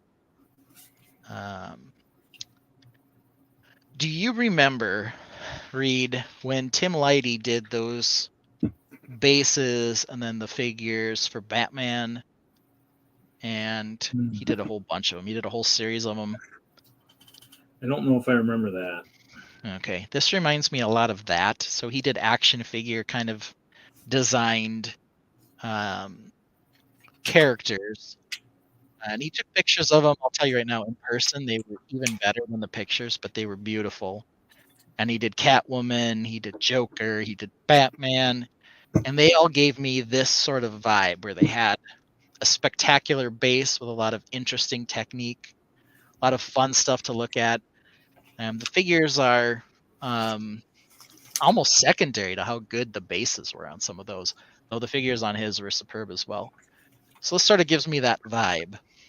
But again, I would say the stuff in the background I find far more interesting than Wednesday. The black birds, the railings with the various hot dog pieces and hockey sticks, the black roses. The corners of the little base here are made with that, what do we call that thing? The pagoda house corner. It's got a name, but I don't know what it is. We've got that nice. a couple other black pieces here to form some of the filigree like looking work. We've also, looks like we've got both a translucent-y color tri-leaf piece over here, though we don't talk about colors, as well as some dark gray ones too. So lots of cool stuff going on in the base on this one. Brick Dad Builds says, did Lego hire new designers? All the time. Yeah. Brick Dad Builds. They got a bunch of them, yeah. All the time. So lots of cool stuff in the background on this. And yeah, I mean, the brick built figure, is it my favorite? No. Is it better than Elgaba and Glinda? Yes, I think it's considerably better. 702 pieces in this one. The price tag is $50. 702 pieces, $50. So not bad at all. Looks Might like be there's also an alternate dress version. Might be a good draft one. Draft set, maybe. Yeah. You can also see on here they've got the trans clear or trans brown or whatever color they are petals as well on this dress. So for sure that is a piece there. Not only are they down there, I think there's something similar up here too, up by her shoulders. Not quite sure what that is. Let's see here. Maybe Brickhead Brad says they need to work on the heads. Yeah, I mean, they use the one-piece head with the print on it for all of them. I think it works okay here for Wednesday. I did not like it as much on the other two. Let's see here. Is that a black Aquanauts torpedo? Where? You're going to have to help me out with that, VMAC. It's probably on one of the prior pictures. Let's go back here. Do you see an Aquanauts torpedo? I don't. But I'm also not sure I know what that means. Yeah, I'm trying to think. They do have black. They do have a black. If you're thinking of the harpoon shooter arrow thing, yes, they do have those in black on both sides here. Also, hockey stick in black. Some cool things on this one. The black roses again. Yeah, those look pretty cool. Yeah, a lot of cool stuff on this. I'm showing there was some purple lighting on the side for some reason. I don't know why. Above the tombstone, he says. I believe. Yeah, if that's what you're talking about right there, then we already answered you. So chat usually is in a slight delay. So there we go. Ooh, check this out. Pull the sides open, and you can store stuff in there. You have to pull out the little key from the middle, though. And it looks like there's a whole bunch of these rose petals and probably the other parts to switch Wednesday's dress and whatever else. So, Brickhead Brad says, I wonder how much more a molded head would cost. Well, I mean, obviously they did the molded heads for the construction figures. I would prefer non-molded heads, even if they are a little odd, since I'm just going to part it out anyway. This compared to the dorm room, I've got to say, the dorm room, the gargoyles are the must on that. This set, though, overall, I would say, price to part as well as parts themselves, really is catching my eye a lot more. I was going to say, it looks like what I mean by looking at a different picture, looking a little closer. The arm, though, those pieces that you were looking at around the arms look like maybe they're that 3-petal flower in translucent. Just by looking, That Yeah. looks kind of nice and translucent. I'm kind of scary. It's kind of happy to start seeing some colors that kind of help. This Yeah, piece. yeah, help me a little bit because I'll be able to do more like flower and landscaping work with Adjust. more of that translucent stuff. That's kind of cool. Just need a limb piece now, There we Lego. go. Just need a limb piece in clear. There we go. So there, Yeah. it's this piece Yep. in a trans color of some variety. Yep, either trans clear or trans brown. Yep. Yeah, trans brown is what they call it. Yeah. Yep, trans brown now. But yeah, DMAX says I would feel fine about buying this for a parts pack at that price. Yeah, I think so too. yeah. I mean, it might be a draft. It might be a big draft set, because the people are going to want all the different parts that For sure. you're going to use. You got people using the different, angle parts. You got people using the slopes. You got people using the greenery, tiles. I mean, that's, Yep. and there's at least enough different colors that people are going to want that. Yeah. And the black roses and all kinds of nice things here. We'll have to add that to the top of the list for a draft set for Brickworld 2025. And there it is on the super dusty shelf. That's kind of creepy. Well, a creepy, dusty shelf for a creepy person, I guess. Yes. Yeah. Hmm. So there we go. So there we have it. The Wednesday sets. Looks like we've got some things that might be of interest to mockers. And then the Disney set, which, may be a big hit with some people. I'm not sure it's on top of my list, but some of the parts are on the top of my list, but that's about it. I don't know. yeah. Well, maybe draft it. Yeah. And there's just the official full line of sets. Let's make sure this one comes out October 1st as well. It does. Yeah. So might be something worth picking up here. The thing hand, that new hand piece that they're using for these new mini doll construction figures. Kind of an interesting looking piece. I don't know if it'll be useful for a bunch of other sets as well. I'm guessing the backside of it's just a bar hold because of the way it's connected into the arms here. So it could be useful. I'm not sure I need a bunch of them in flesh color. Though different colors or other colors might be really useful because I'm guessing it clips into a bar and then it can hold a bar in the hand as well. So it could be a cool piece. If we weren't getting all of them colors. Yeah. Maybe So some kind of a fleshy tree type thing, maybe perhaps. Yeah. Let's see here. I got the most accurate lifestyle shot yet. Lots of dust with the Lego. Yes, that is exactly it. Lego Team B. They didn't even bother busting out the makeup brush to dust that off. It is finally the accurate depiction of what you'll actually find. Needed a couple more cobwebs though for the theme too, if I had to guess. Okay, well now that we've looked at the Lego news, up next is going to be the great debate. And we'll get into that in a minute. However, I need to go get some water. And Mark has a pee break. I usually don't need a water break, but I'm still coughing a little bit. Looks like Breed's made a little more progress on a set there. Oh, I finished my set. I'm still coughing a little bit. I have to put myself on mute a couple times from my sinus event. So I'm going to go get some water. And while I do, we're going to play a song. Ooh. All right, so what do we got here? What's a decent long song here? Well, we got a really long ad. We're not going to run that one. We are going to run, while I go get my water, we're going to run this one because, of course, it's a bit of a shorter one, but this, of course, happened on your show, Friday Night Bricks, and it's a classic. Everybody loves it. Here it is, The Grand Fall. Here we go.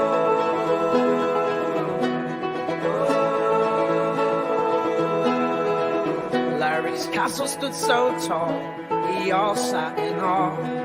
Think outside the blocks gave a round of applause. Proud and inspired, Larry showed the grand hall. Physics took over, we all watched the grand fall.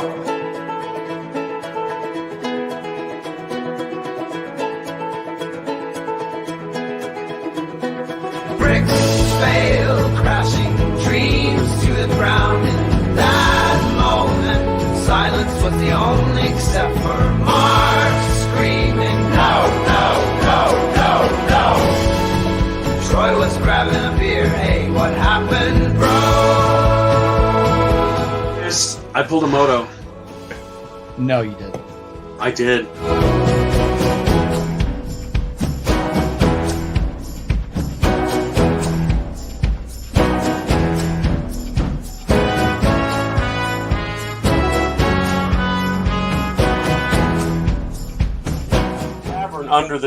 Under the castle. So dragons live here, right? Oh my god, yes. Level 1 dungeons. We got kitchens. This is a double high. This is the grand hall. No, no, no, no, no, no, no, no, no. Like the grand hall. I believe everything happens for a reason, and maybe this reason is for you to rebuild it better, bigger and better. Shut up, Troy. My castle just fell. There's only 6 weeks to go. I'm in a full hell.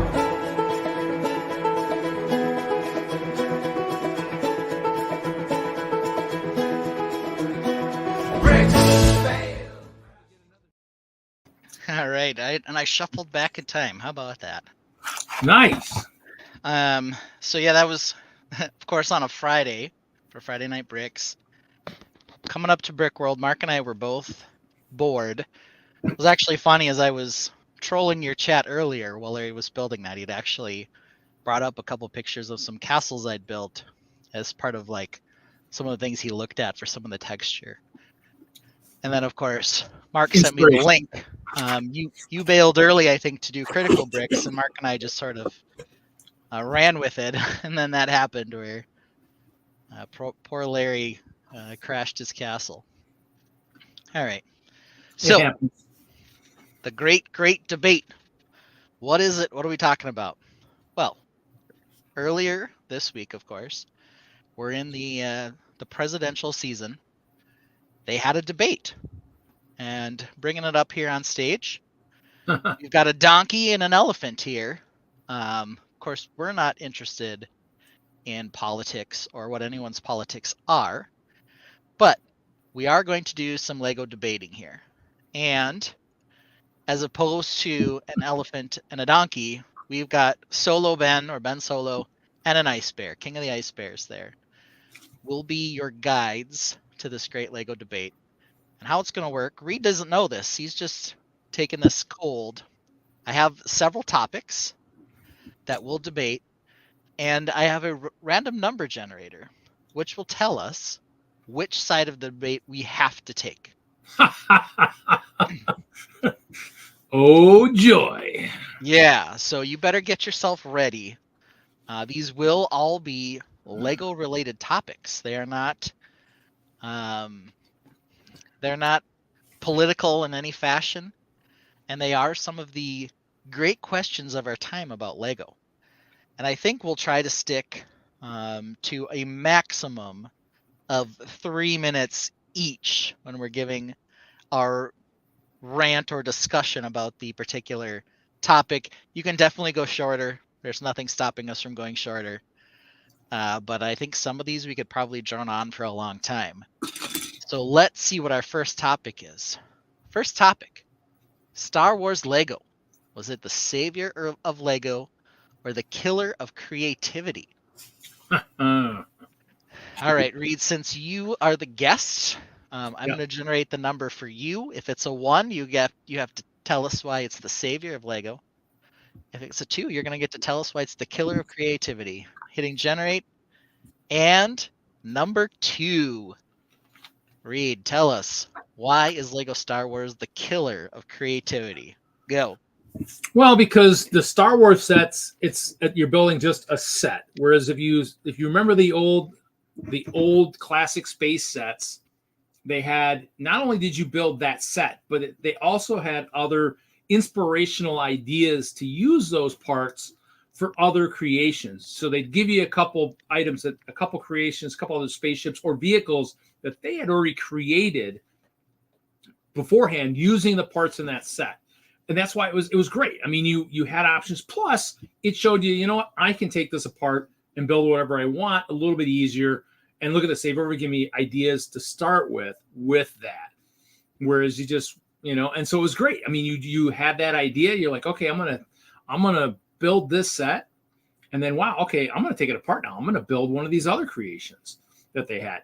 Now, I don't remember if it actually had the instructions for those or not, but it did give you the ideas, so you could probably, if you were smart enough, you'd reverse engineer it however you wanted to. But it was definitely a lot cooler with all the different ideas, and definitely gave you generally I think some of the sets actually had pictures of the different land or worlds that those ships were going to land in. So it actually showed you a lot more of what was out there and possible for that. So yeah, definitely.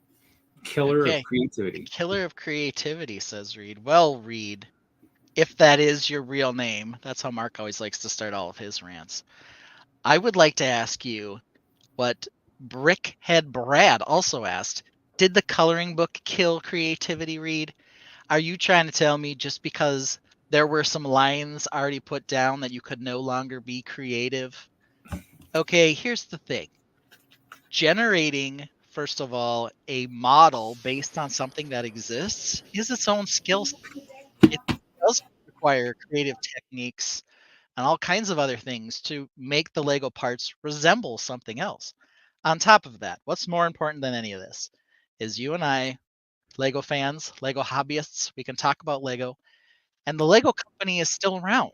Part of the reason they're still around is because when they were flailing in the late 90s, when their stock, they don't have a stock, but when their market was doing this, they got the Star Wars license. When they got the Star Wars license, even though their first couple of Star Wars sets were kind of terrible, they actually pulled themselves out of the hole they were in and started, once again, dominating the construction toy industry. And if it wasn't for Star Wars, who knows where we would have ended up. So, you know, killer of creativity, I think that's a little extreme. And we've got to remember, we should be thanking Lego Star Wars for keeping our hobby alive. Thank you. No applause. Thank you. Yeah, let's see what some of our people say. VMAX says Lego Star Wars killed the price point, not creativity. There you go. Creativity is not in the bricks themselves. I was going to say, if that's the case, how come Lego didn't get that license back in '77? Because Lego's been around since the '50s. That's true. Yeah, I mean, I think Lego was probably pretty opposed to doing licensed sets until they were on the verge of going under. And now, of course, you know, they'll take licenses from anything, pretty much. And they've definitely expanded what they'll do. Yeah. If Wednesday isn't any sort of indication that they're more interested in all kinds of things. Fortnite, things that I think Lego would have at one point thumbed their noses at, they're more than willing to take on now. Okay, so let's see here. I think it's like anything, right? The truth is probably somewhere in the middle here. I think they needed Lego Star Wars to continue, but after the 986th X-Wing, you get kind of tired of what the Star Wars theme is doing. You know? Well, the other problem too is within that license, did Lego now lose the ability to do just regular space? They didn't lose the ability, but they certainly abandoned it. Well, that or there's something in the licensing, just like, because basically when they got the Star Wars license, Hasbro had the action figure license. So remember the old magnet sets, perfect example. You know, they were doing the magnet sets for a while, and Hasbro jumped in and said something. So you kind of wonder if there was something in that contract saying you can't do a space only theme, and that's why it's Lego City Space, Yeah, I don't know. Technic Space. You kind of wonder.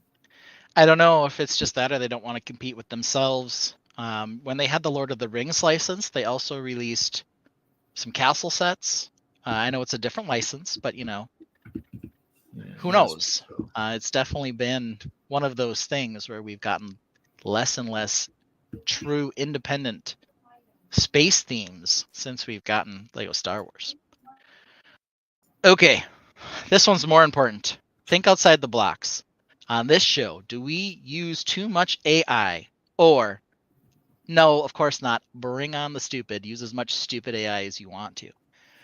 Reed, your position will be 1. Too much AI. Rip us, Reed. Go.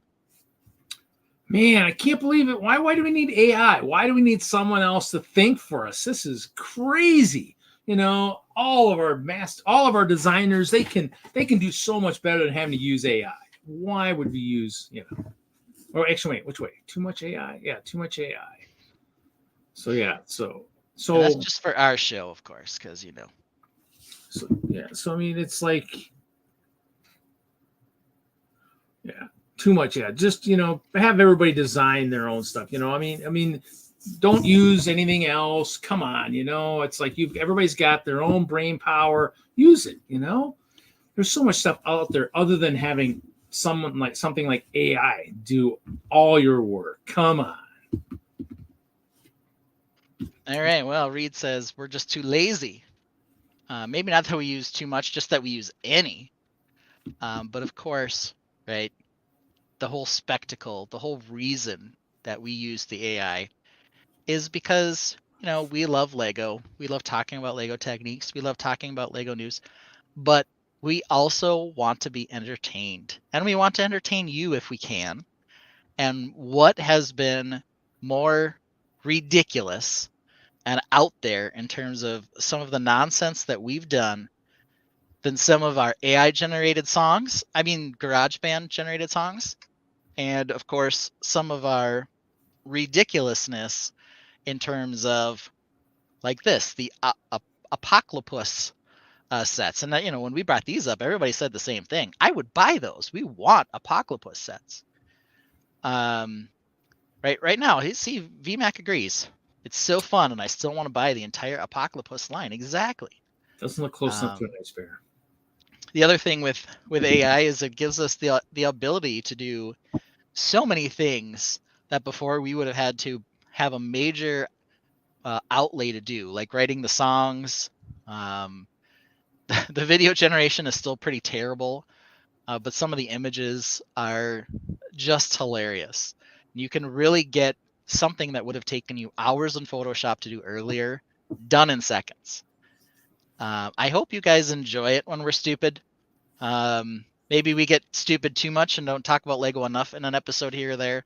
But sometimes when the news is slow and we haven't got to building much, we still want to do something. So I hope you guys have enjoyed the stupid. I don't think it's too much, but might as well take the pulse of everybody and see what everyone thinks. Alternate candidate says, "What, you guys use AI?" That's the rumor. I don't know if it's true. All right, let's see our next great debate topic. Castle, yay or nay? This is an easy one. Let's roll for Reed. Reed, your position is nay. Reed, you have to hate Castle. And just so everyone knows, random number generator, here it is. Look, 2. Reed got the 2. For sure. I just clicked it once. All right, Reed. So tell me, why should we be against Castle? Go. Because it's the past, baby. It's like freaking hundreds, if not thousands of years ago. Why do we need that? We don't need to be living in that past. So for so long ago, look, the weapons are ancient. The horses are terrible. The figures are just hideous. I'm like, we need, just go with the modern stuff, build the modulars, build that stuff. The castle, it's just, you're living in medieval times. I mean, just think of all the death and diseases these figures are bringing to our world by building in castle. It's terrible.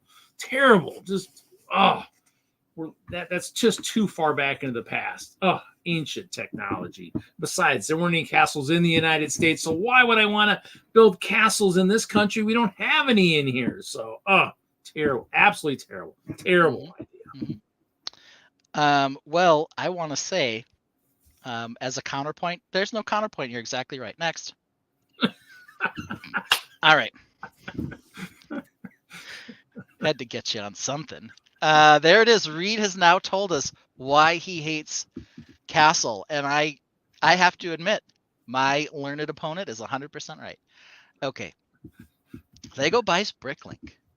Great move, or evil is afoot. All right. We'll show my screen live again. So when I hit generate, we'll know.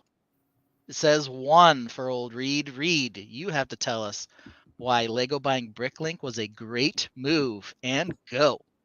Well, I mean, obviously, with all the the way Lego Ideas is, and it's so easy to get 10,000 supporters, and there's just so many good sets out there. You know, hey, by buying Bricklink, we have another avenue of maybe offering these people a second way of getting your set produced. You know, without kind of coming out and saying, well, you know, Lego really does want to make, you know, double the amount of idea sets, you know, but we don't want to say that because, you know, then we're going to make up all these people upset that, you know, we're in the early stages of you know, Lego Ideas, or, you know, even I can't think of the name, but yeah, you know, Kuso, or whatever the early name was, you know, you'd make all those people upset now saying you're going to double them. So it's great, you know, so they now have another avenue to give us not only the, you know, the 3 sets Lego gives, but now they're going to give the 3 or 4 Bricklink sets that they give. Yeah. So it's great. It's a way to get even more MOCs from fans. All right. Well, that's one point of view. But do you think it's a bit of a shady move to own both the primary and the main secondary market of Lego bricks? Not only now, one of the things, of course, that everyone fears is that now Lego will do forced scarcity, because not only are they making money when they sell it the first time, they're also making some cut of the money when people resell them on the secondary market if they use Bricklink. Immediately, too, Lego said, hey, nothing's going to change. Don't worry about it. You know, no. Then as soon as people said, well, what about the fact that we want to sell third-party accessories on our Bricklink store? They said, no, get them out. You can't do it. So they did add some new terms and conditions. The other thing with these Bricklink designer sets, not only do they have a ridiculous number of castles in them, let me say, they've had like, 5 waves and 3 castles or 4 castles. It's like a castle on every single line. They do make a very limited number of them. And again, part of that is scarcity, so that when people resell them, they get an additional cut. So they kind of get money twice doing it this way. The other thing that I think is interesting is Bricks and Pieces has started seemingly to carry more and more and more pieces as well, which I can't complain about, but it does seem to cut out some of the Bricklink usage that I've done in the past, at least when they're selling bestsellers and I can get them quickly, because then I can purchase, you know, any quantity I want from one seller, one place, which is nice. But I don't know if some of those Bricklink stores are enjoying that. Let's see here. VMAX says, though, true or not, I haven't noticed anything different since they bought it. That may or may not have been sarcastic, but it didn't seem sarcastic. And I think a lot of the Bricklink functionality seems very similar. But, you know, it was, to me, a kind of a head scratcher when they first announced they were doing it, where I was just like, yeah, I would say almost the way now that they've done that, they kind of have actually a second place to also keep an eye on resellers, you know, whereas, you know, before in the stores, you'd have to design a lot more software within your VIP system or insiders to track the resellers. Whereas now you've got that in the primary market, where at least most of the big ones probably are at within Bricklink, because they know that's where Lego people are guaranteed to go.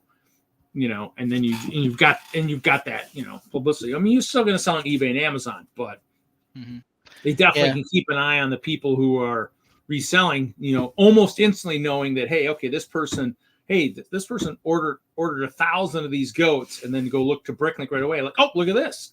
Somebody just put 1,000 goats on their Bricklink store. Gee, now we know what's, where some of the stuff is going right away. And so now we can just keep an eye on this store now too. Just kind of let's watch and see if they're not getting stuff from us now, suddenly now they've got 1,000 of this. Didn't we hear there was a problem with the Mexico plant producing such and such element and it disappearing? Now we know where it went to, Yeah. Papa Rex says, don't the designers get 8% on the sales? If so, they benefit from making larger sets if they're selected. Larger physical sets, like price wise, or larger number of sets, because they're still fairly limited, right? They go into pre-sale, and then they have a cap, and if they sell out, they sell out. Some of them, the castle in particular, they sell out in like a day. Yeah, I mean, whereas ideas, they have like a year production run. They could do a production run of that first amount of, which could be easily more than what Bricklink does, and then do a second production run of that number or more. So technically, but they don't. Even if it's more expensive, I don't know how that works. Yeah, but they don't. I mean, and that's part of it too. Is they're already relatively pricey, but they have a decent amount of parts. Like the price to parts ratio aren't crazy. Sets themselves are expensive. But then if you don't get in on that first wave and you're a Bricklink buyer who bought 5 of them or whatever, Bricklink seller, and then you resell them for $900, now Lego got money from you buying it in the first place, and then they got money when you resold it because they got a cut of it off Bricklink. So it's kind of strange. It just seems strange. To me, it seems like they're popular enough that they could produce more of these. I mean, they really are, like you said, kind of a secondary Lego Ideas line. There's heavily into castle for whatever reason. I know they've had other things too, but the castles always seem to be the ones that sell big. And maybe that's their way of doing it and not feeling like the ideas is the main Lego thing. And if they do it through ideas, they definitely need to vary it. Otherwise you're offending the whole Lego market. But there might be a lot of Lego people maybe don't even really understand Bricklink, and then who, for those people, maybe that's their way of throwing more towards the other people, like those of us that want more castle without, offending the greater people. You can do it over on Bricklink and, get the people you want. I mean, there are a lot, and it's like, I took apart my castle before. It's in some bags over here, and people chewed me out royally. Like, that set's worth so much. Why are you doing that?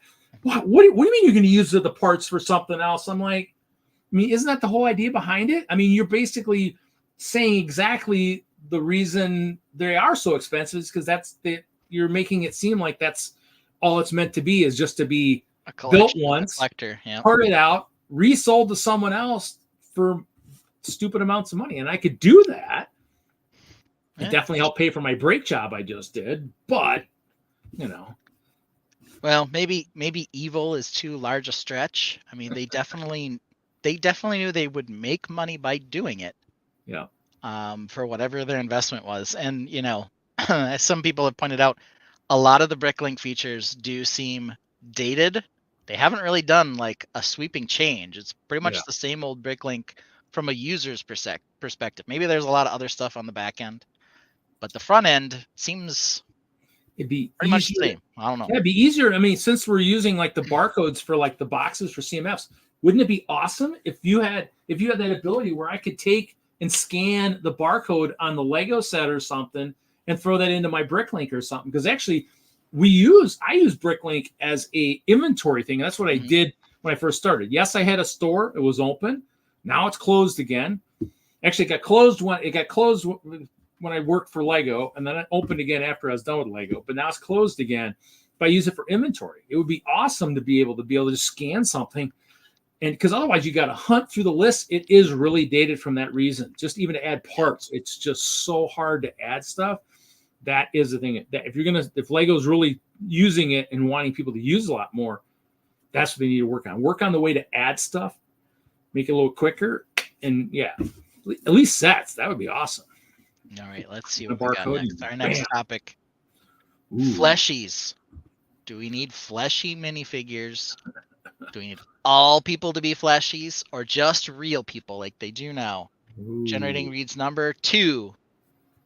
Reed, you have to tell me why Lego should only use fleshies for real people. Go.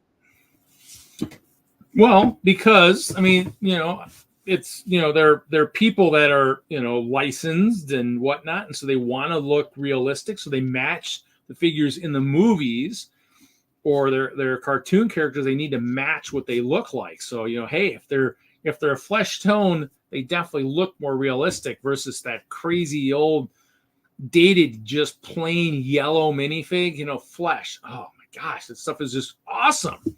I mean, they look so realistic. They look just like you or me. I mean, that's awesome. You need the flesh. You gotta have it. You just have to. I mean, it makes it look more realistic, and then you have the different skin tones, so you can actually throw a lot of difference into your layouts. I mean, you can show the different parts of history in better ways because you'll actually have flesh. You'll actually have all the different realistic skin tones for that. That's what it's all about. Okay, well, you have basically just, actually taken my position instead of just yours. Since mine was all people should be fleshies, even in minifig, castle, city, everything sets, we should do fleshies across the board. Your point was supposed to be just that real people only should have that, and the minifigs and the other lines should stay as the classic yellow. Because you took one position, I'll just take the other one because why not? Let me say, the point here is we have had the yellow minifigure forever. I don't want to necessarily think about what this figure is. I just want it to have an expression and to fit in my Lego world. And in my Lego world, all of the minifigures are yellow. For real people, though, that's different. That's a different story. Real people, they can have flesh tones. I don't care. But in my Lego world, my Lego people, they're just yellow. That's what they are. Let's see here. What's up? Oh, hi, Lego Timmy. All yellow. So much easier to change expressions for scenes. Flesh means you need 1,000 parts to do the same thing. Yeah, I mean, that's part of it too, is for emoting and everything else. So there's lots of reasons why a lot of people like to have the yellow smileys. Some of it's just classic too. I know Mark, of course, has passionately said that part of the reason Lego should maybe update and consider doing more flesh tones is that kids are more attracted to things where they can see themselves in the play. And so he's an advocate of doing everything fleshy. I'm kind of slow to turn over to that, mostly because I just have so many yellow figures and I'm so used to using them. And to me, they're just all sort of universal. I know Mark, part of his, whole thing is, well, of course you're a white dude. Of course you don't care that they're all yellow, since that seemed to be the original intention. At least, when the Star Wars figures came out, you didn't see a dark-skinned one until they needed to make a Lando. When did they start making Flesh Fabuland? Oh man, that's a good question. It's one of those divisive questions, I think, that will always there'll always be people on both sides that have valid and fine opinions. It's always going to be a hard one to ensnare and get to a right place. I guess you could just be like Reed and make everything kind of look like an animal, then no one will care. See, I don't know. Can you even tell what color flesh he's got? You really can't. So. Well, VMAX says Optimus Prime doesn't look like me, and I played with him all the time. Same thing with Teenage Mutant Ninja Turtles. Yeah, I mean, this is part of the passion that Mark's brought to this, in terms of it being kind of a different way to think about it, and whether or not your viewpoint is sort of tainted by history. Some of the things that he's suggested is we have African Americans in the community that have sig figs that have gloves on all the time because they can't get accurate flesh toned hands. So there are some things like that that are unfortunate. But if you just have a yellow minifigure, that's supposed to represent you, do you feel weird about it? Seems like sometimes people do, and that's too bad. I don't really know what to say. I guess I understand their point of view. That looks just like me, doesn't it? It looks just like me. That does look just like you because it kind of looks like a skunk. All right. Next topic. This is the big one. Brickworld. So cool or you fool? Generate 2. Reed, tell us why Brickworld is terrible. Go. Man, I mean, there's so many other shows that are so much smaller. There's so much, so many more people you can meet. You can, do more things. You don't have to spend so much time in the hall. It's just the other smaller shows. There's so much more going on. You're going to meet a lot more people. You're going to be able to do a lot more activities, and you'll definitely be able to see the whole hall in a much shorter time frame and whatnot. It's the smaller shows are so much better. I loved going to Nebraska Brick Days. I got to see so many more people than I normally would get to see and talk to at Brickworld. I had so much more fun. Probably a little bit easier to win more door prizes because there were less people. It's just, hey, I mean, come on. Yes, indeedy. So I think you're a fool for not saying that Brickworld is so cool. First of all, Brickworld is the pinnacle. Brickworld Chicago, largest show in the U.S., largest Lego fan convention. Not only is it a convention for public days, it's an entire week of fun. It's like day camp for Lego nerds, and I'm all about it. Secondly, there are some shows that I'll tell you aren't worth your salt going to. They are hurting Brickworld because let me tell you this. People go to those shows and they think, that's what a Lego convention is? Not knowing that Brickworld is so cool. Now again, rewind. I'm not saying don't go to other Lego conventions. I'm not even saying don't support them. They're fine. They're great. Some of them are awesome. Some of them are definitely worth attending. Some of them are predatory and terrible. I'm not going to say who, but I think we all know who they are. So, Brickworld, it's the cream of the crop. That's all I'm saying. It's the best. Reed really does love it. He's just pretending he doesn't to get votes. His base is firmly against Brickworld for some reason, and I don't even know why.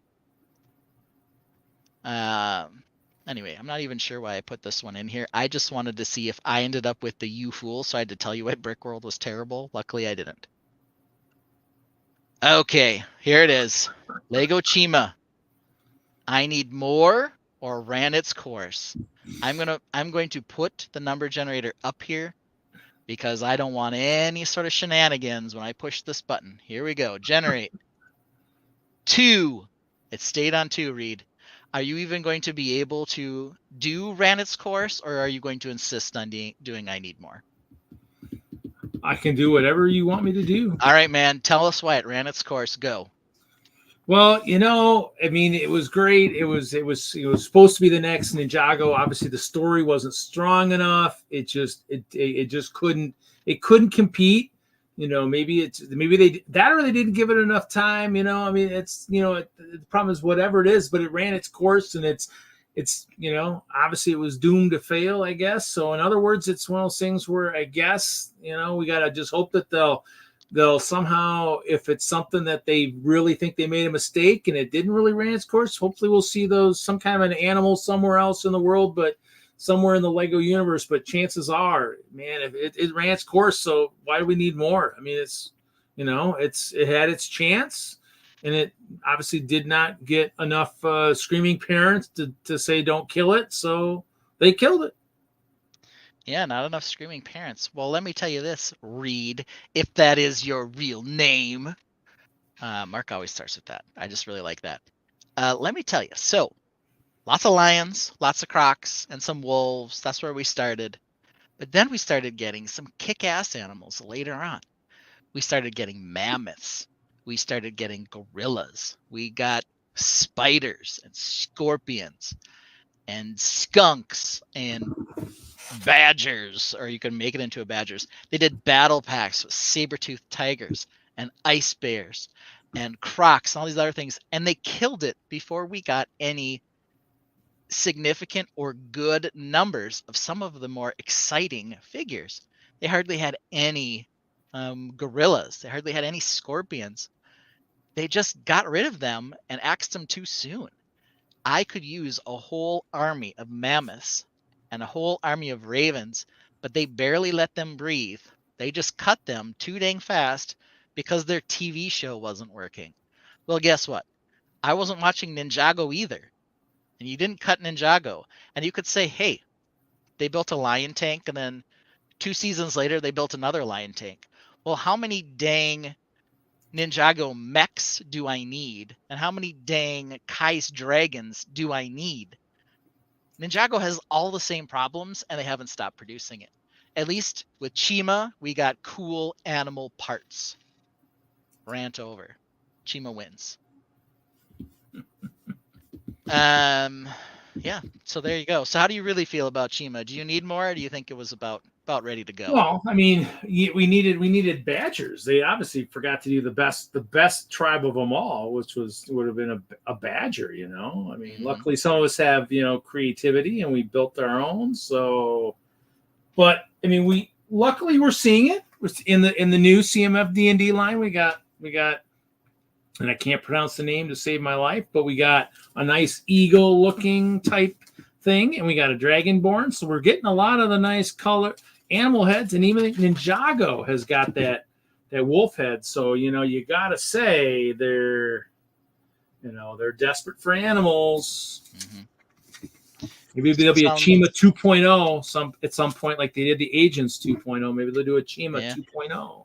It sounds like maybe your thought here is, well, maybe they've officially killed Chima, but the idea still lives on. They've got Animal Crossing. They've got a number of different animal type themes that they go with in the various Ninjago lines. They had all the snake figures. Now they have the wolf pieces. So they're still doing sort of an idea of Chima, just rolled into some of the other themes. Like you can't get away from it, even if they don't officially have Chima anymore. And the Discord Chima channel is always active still. So yeah, there you go. Maybe it was just that the name was stupid. I don't know. And maybe it wasn't. I don't know. They had lots of they had the Speedors and some of those gimmicky things too. No idea if those were even any fun, but they were definitely unique. Maybe we'll have to do some Speedors races at Chicago one of these years. I'll bring out my tracks that I still have that are still sealed, and open some stuff. You betcha. Oh, that'd be kind of cool.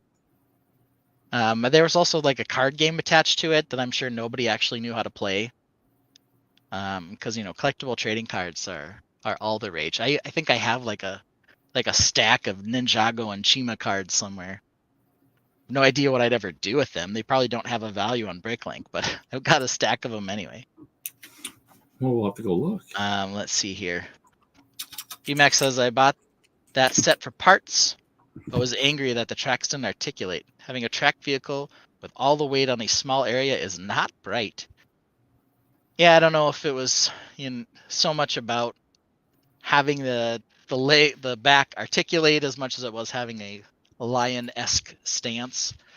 The funny part to me is, basically they redid the lion tank with very similar motif like 2 years later, except now it's flaming with a worse color scheme. So that makes it more better? ? But yeah, so it's kind of funny. I'm not saying that this design, the first one, which was called like Laval's Royal Lion Tank, I have no idea what it was called, was necessarily a great or perfect set, but it did introduce this flamish yellow orange color, or bright light orange, or whatever the name of this color is. to the Lego world instead of the more dull yellow.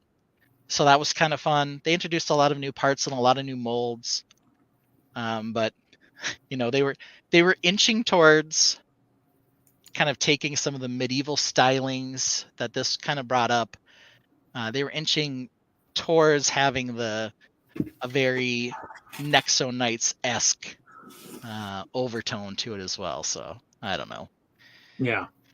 It seems like they could have done some things. They went from this to Nexo Knights. I mean, that's all kind of sad, I guess. I don't know. That was our last topic in the great debate. The other thing I want to say, of course, about Chima is the real reason that everybody hates it is that when the Chima folks were integrated into your city, they ate your cats and dogs. Well, that would make sense. Huh? Mm-hmm. Oh, well. So that was the issue. And we're not changing our stance on that. The Chima immigrants definitely ate the cats and dogs. All right, so what do we have next? All right, grievances. What's grievances? Well, grievances, of course, is what we like to call our rant segment, which is where you get unfettered 1 minute to complain about whatever the heck you want to complain about. Reed, do you have a rant for us tonight? Yeah, sure, I could rant. Yeah, of course you can. So let me get up the timer here. I've got to find a better way to do this timer, and I have some ideas, but all of them take more time than I have. So we're just gonna go with the stupid lame timer, and we're gonna bring it up. And here we go. Okay, now I got to bring up the music. Nothing like having it narrated what we have to do here. All right. Oh, hold on, that is not playing at the right place. I'm pretty sure this thing is set to the right thing, but it's apparently not. Sound output device. It's the real thing. It's the right thing.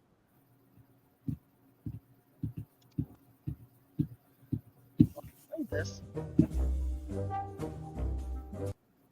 You can hear that when I play it, right? Yep. Yeah. All right, go ahead. Rant away. Well, this last Monday, the 9th of September, I was originally hired from Lego at 9/9 of 2009. Would have been 15 years had they known how to keep the really good Lego employees.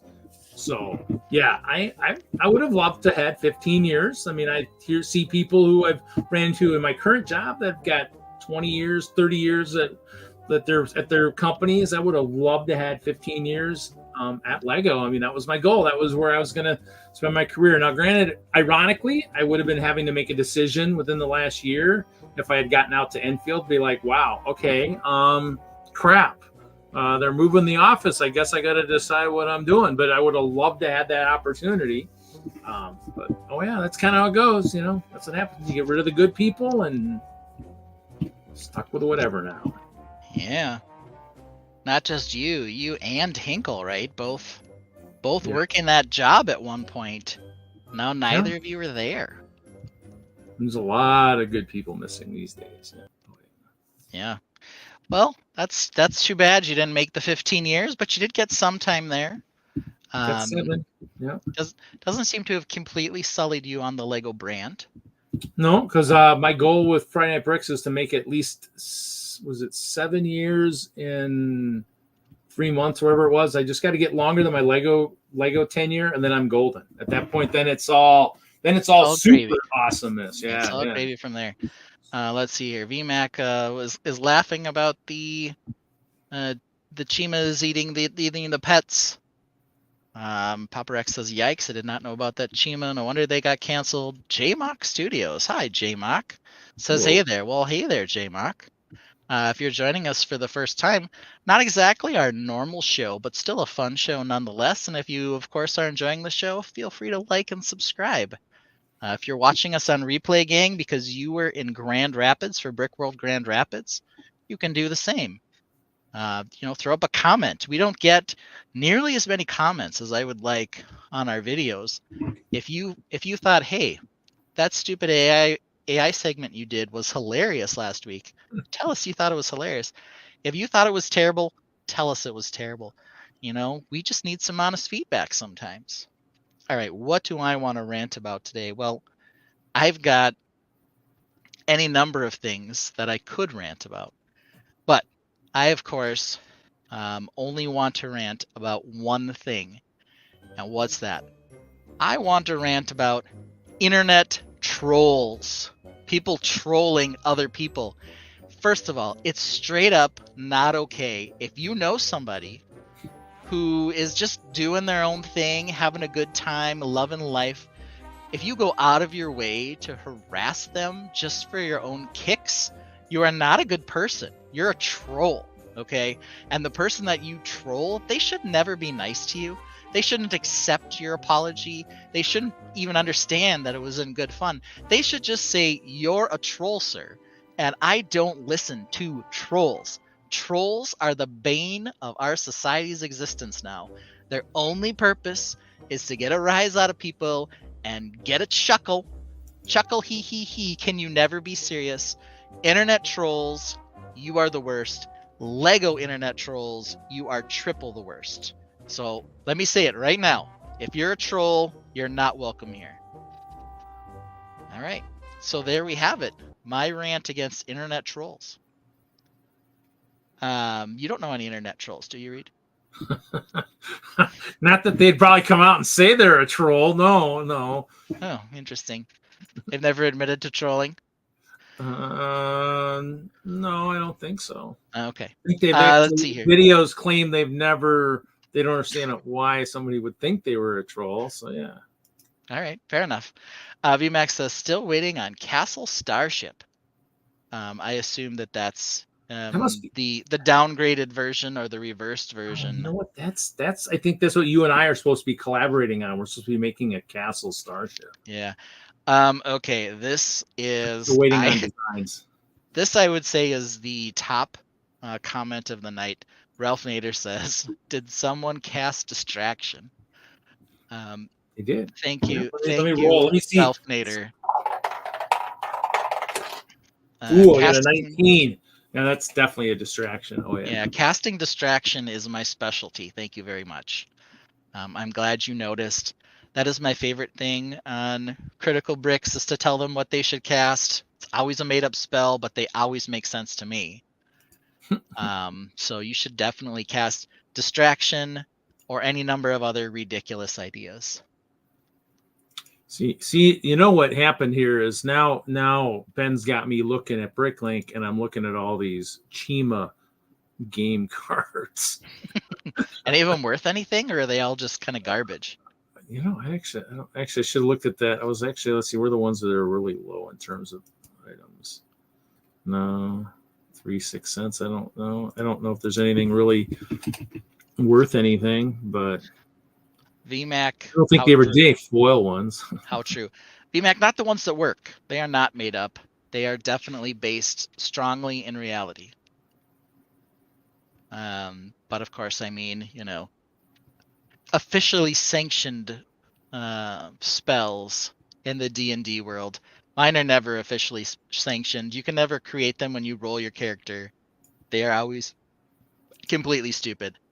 But my favorite spells are cast Shut Up Troy. I also like to cast Distraction. I like to cast Kill the Bard. So there are a number of spells that I think would be appropriate that they never seem to cast, and I don't know why. 36 cents, you said, is kind of like high price for a Chima card? No, 3 or 6 cents or something. No, I was looking at like even Skin It, because the skunk is pretty expensive in terms of that set. Well, let's see what this is. This is something weird. No, I mean, even if it looks like there aren't that many out there, they still don't have that much big of a value. So I'm guessing it's. But there's a lot of cards. I'm like, holy crap! It's like, man, there's a lot of cards in this thing. Yeah. I mean, I'm up to like 200 some cards. It's like, holy crap! They were like, hey, we're going to make a Lego theme that is got animals, a TV show, something kind of like a Beyblade, and something like a trading card game, all at the same time. There's no way this could fail. I mean, the couple of them are 15, 20 cents. I mean, there's a couple in here that I haven't. But the thing is, though, I worked at Lego during that time frame. If they were going to do something like this, you'd think they would have sent us like a pack of like a couple packs of like a whole deck and said, hey, here, teach these kids how to play this. I mean, we did the speed ores and that was it. You know, if you had all the cards, you know, and that's kind of it. If you're going to do all the different things and you're going to have all these Lego employees and they're at a Lego store, you need to show everybody how each one works. You know, if you've got that stuff, or otherwise you're just throwing them in there and the kids are just going to be like, well, I don't know what these are. And they're going to chuck them by the side and they're not going to use them. Or if they're part of the game, I mean, I don't think they were ever in this. If they were in the instructions, we didn't read them. I mean, you know, they weren't obviously highlights saying, make sure you know, use the cards. I mean, it was just about showing us how to use the speed ores and that was it. I mean, if there were cards around it, they didn't tell us. So they were like, hey, do the game, but we won't tell you how to use the cards that are apparently part of the game, even though nobody knows it. VMAX suggests we could use the cards as tapestries in our MOCs. That is not a bad idea. I do have a bunch of those still sealed. You want some of those, VMAC? I know I have a whole stack of them somewhere too. I was looking up and I see a bunch of the rip cords for the speedors. I've got like a little container, and I can see a red one, a green one, a bluish colored one, a yellow one. I've got a whole bunch of them. I mean, there's a lot of cards in here. I mean, and I still have sealed Speedor sets still. So I mean, in the end, I probably still have some of that stuff floating around. But I probably opened up a bunch. I mean, I think only the Speedors had them. So it was only with that. It wasn't in the sets that I'm aware of. Only the Speedor sets had them. But then again, I think Ninjago, I think that one had cards too, didn't it? With the spinners, spinners and stuff too. And I never. They've had like 6 different versions of spinners, and then they had the air spinners. They've done a lot of different things, and that, you know, those don't seem to land either. But the Ninjago line itself keeps going on at least. Well, that was one where during one of my debates and arguments that was the reason.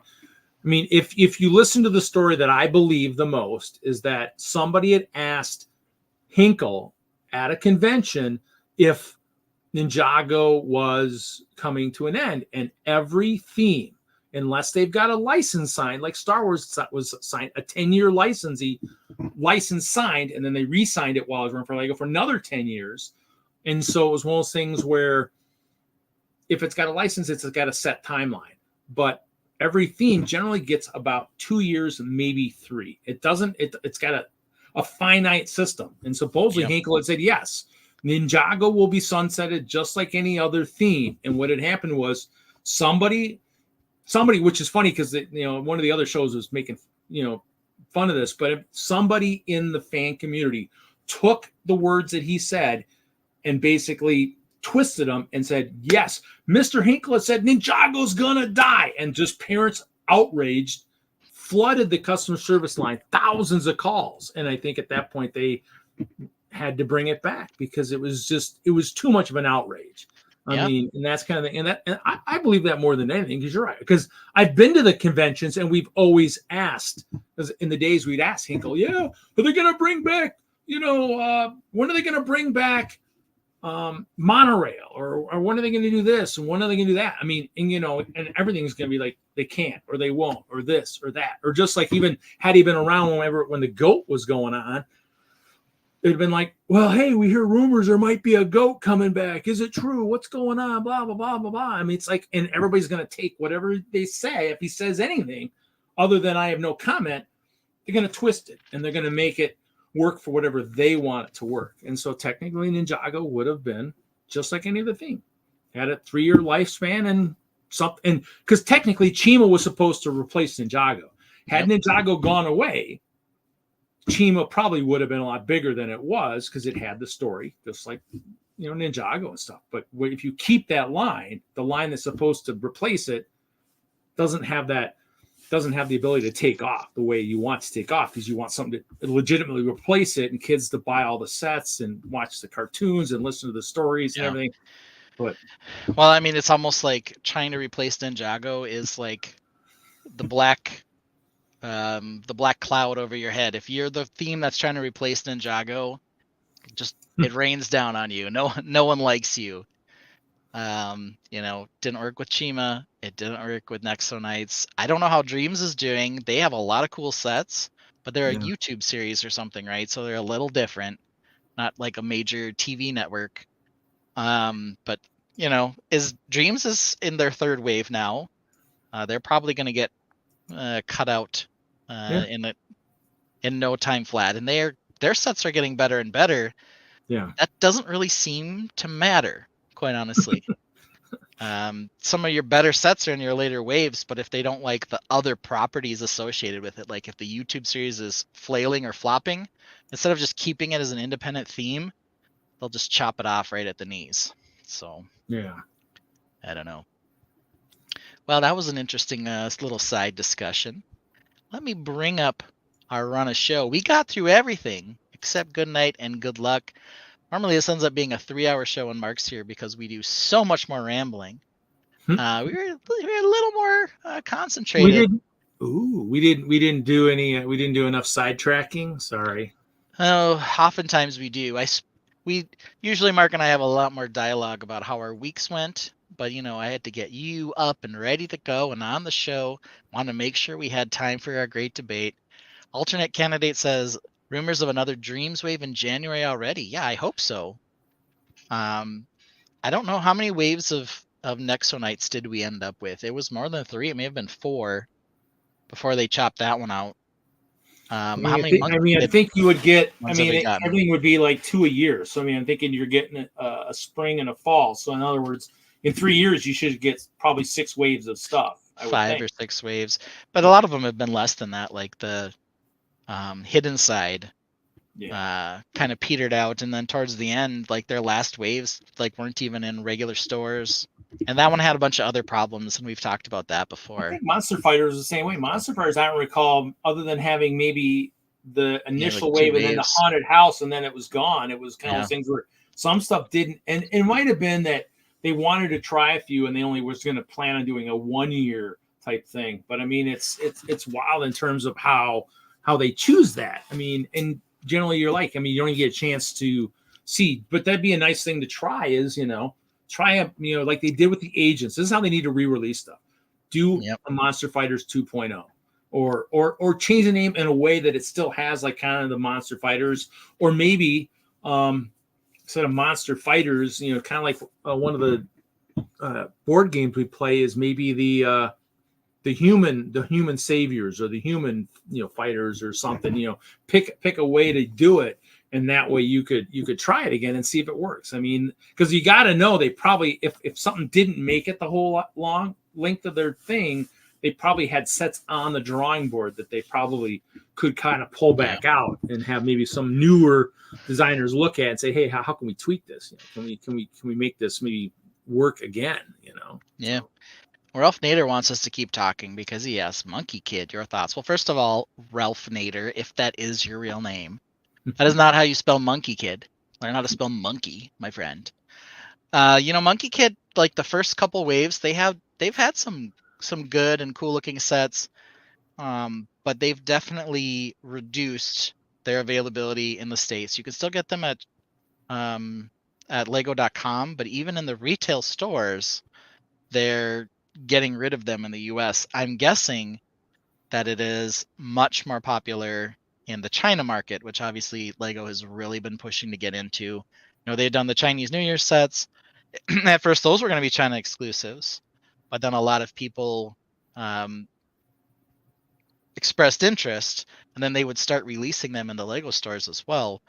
It's kind of odd. We're more likely to get the Chinese New Year sets over the Monkey Kid sets in the States, which is a little strange, I think. I think that's got a show attached to it too. I've never seen it. It seems like kind of a wacky and fun theme. They have some cool models, but they're just really difficult to get in the States unless you're buying them online only. So there are some sets, and I'm sure everyone's experienced this, where you see it on the website and you're like, I have no interest in that.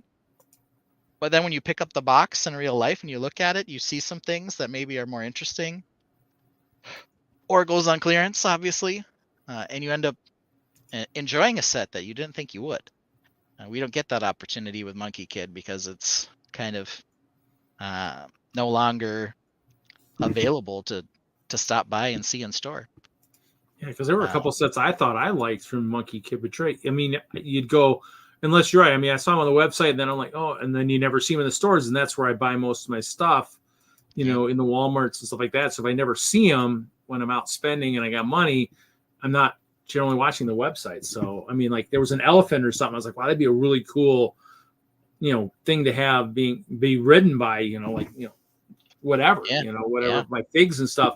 And like I said, I saw it and I looked at it and I probably had it in my cart a couple times, but then never pulled the trigger because basically when I had the money, I'd be usually buying it stuff in stores. I wasn't looking at buying online. And so, they probably lost a few sales if they would have had those in stores. And maybe they just, you know, the data says they didn't sell well in the States. I don't know. But like the first 1.5 waves or 2 waves they had at the Lego stores, and then they just kind of vanished. They still have them on the website. So it's not like they're inaccessible. It's just kind of strange that they're not sold at retail anywhere. And I guess that says something about them. But they keep producing more and more waves, so they must be doing well somewhere. And we haven't done deep dives into like the, you know, Lego product chart. If they even give that information, who knows?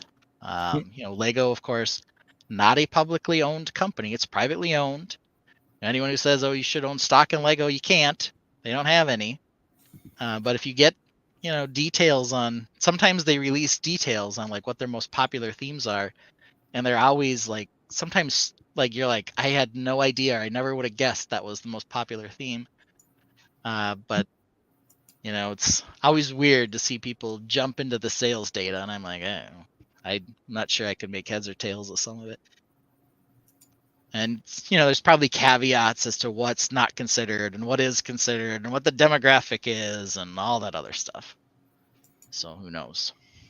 Okay. I don't think it's even really worth getting these Chima cards. They don't even have any ice bears. That was the other thing too, is what if you everybody who knows me, the ice bear was part of a tribe pack. I think one of the last waves, and really had nothing else going with it. No vehicles, no nothing. And so to me, it was one of those things that, it did have the one mech. I guess there was a ice bear, I think, in a couple of stuff, but it never really felt like it was tiny, part of. like a little poly bag.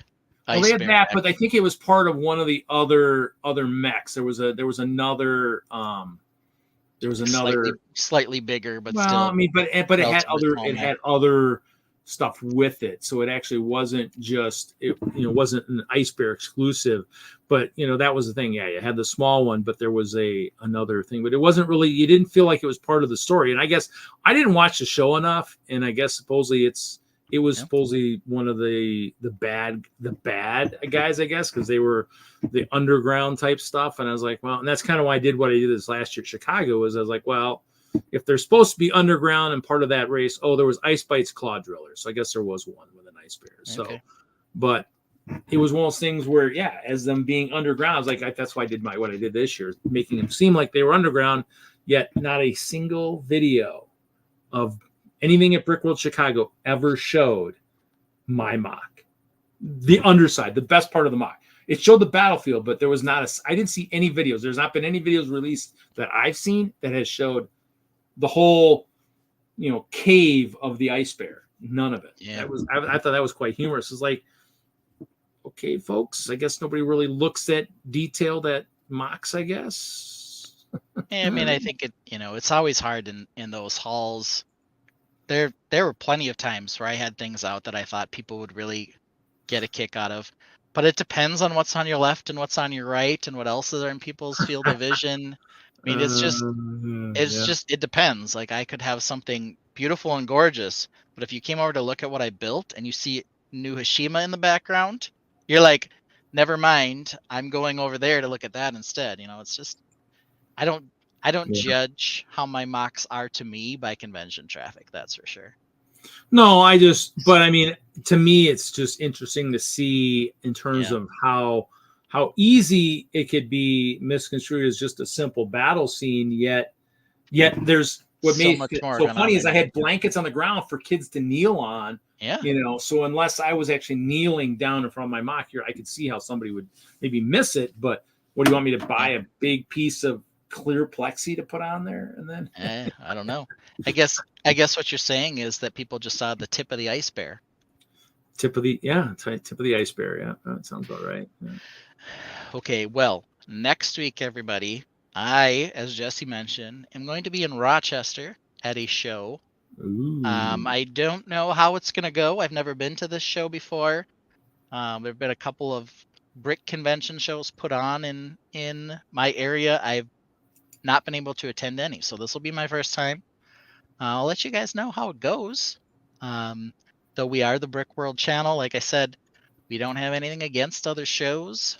Some of them serve different markets, and it's always fun to see how they do it as well. So long as they're not that one show that we're less than happy to see all the time. And the show might be awesome. It might not be, but I would never say that if I go to that show that it would be a mistake, because what does our friend Bob Ross tell us? There are no mistakes. There are only happy accidents.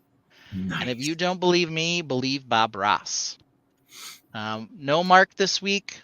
Obviously, he was closing up the show. I know he would have loved to stop by, but sometimes you just get really busy.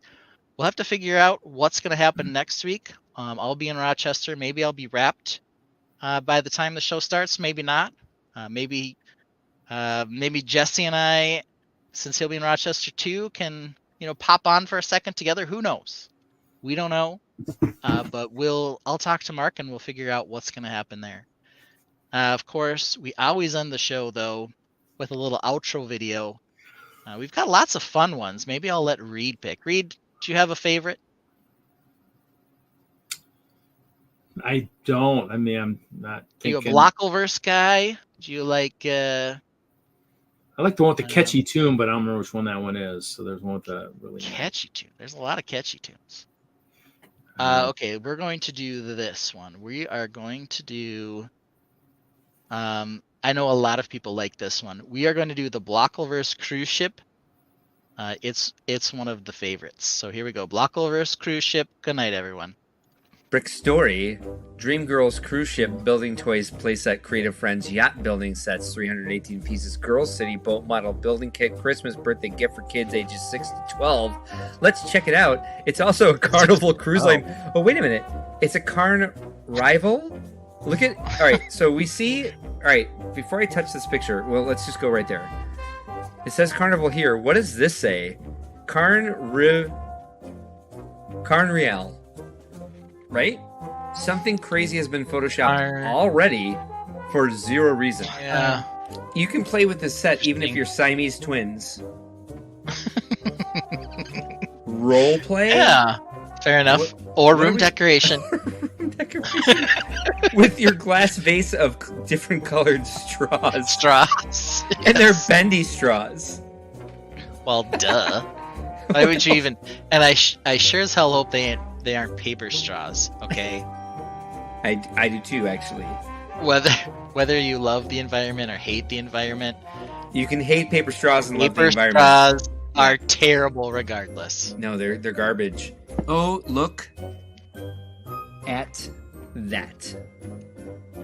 What's that? What's what? Okay.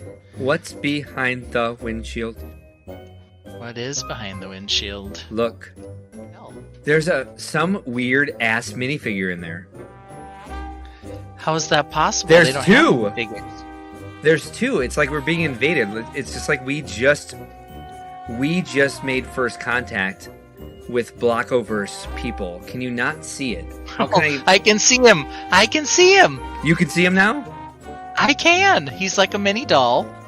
Yeah, I think they're both at the women. Steering wheel. And you're right. And then there's one back behind peeking its head out. But they only appear in that picture. Mm. I think that's the same picture, just rescaled, that they used in the lifestyle shop, the Siamese twins. So you can see them sort of there. Oh my god, you're right. Look at that. It's the same picture. Siamese twins. We're making discoveries. This is why, like, physics research is important. Okay, hold on. Yeah. Hold on. lifestyle picture, Siamese twins. The Okay, girl on I'm the girl on the there. left. The girl on the left, she's holding like a pen or maybe a detonator with a bright red light on the end. He 100% is. Just come out. she's also in the bomb making business. Look at that.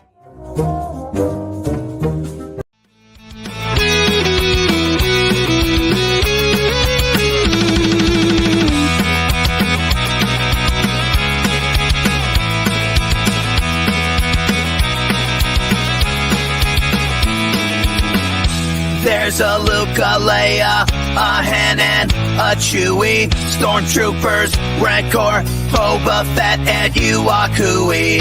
Obi-Wan, Tornaker, C-3PO, come on. See you even Star Wars, bro. See you even Star Wars, bro. See you even Star Wars, bro. See you even Star Wars, bro. See you even Star Wars, bro. See you even Star Wars, bro.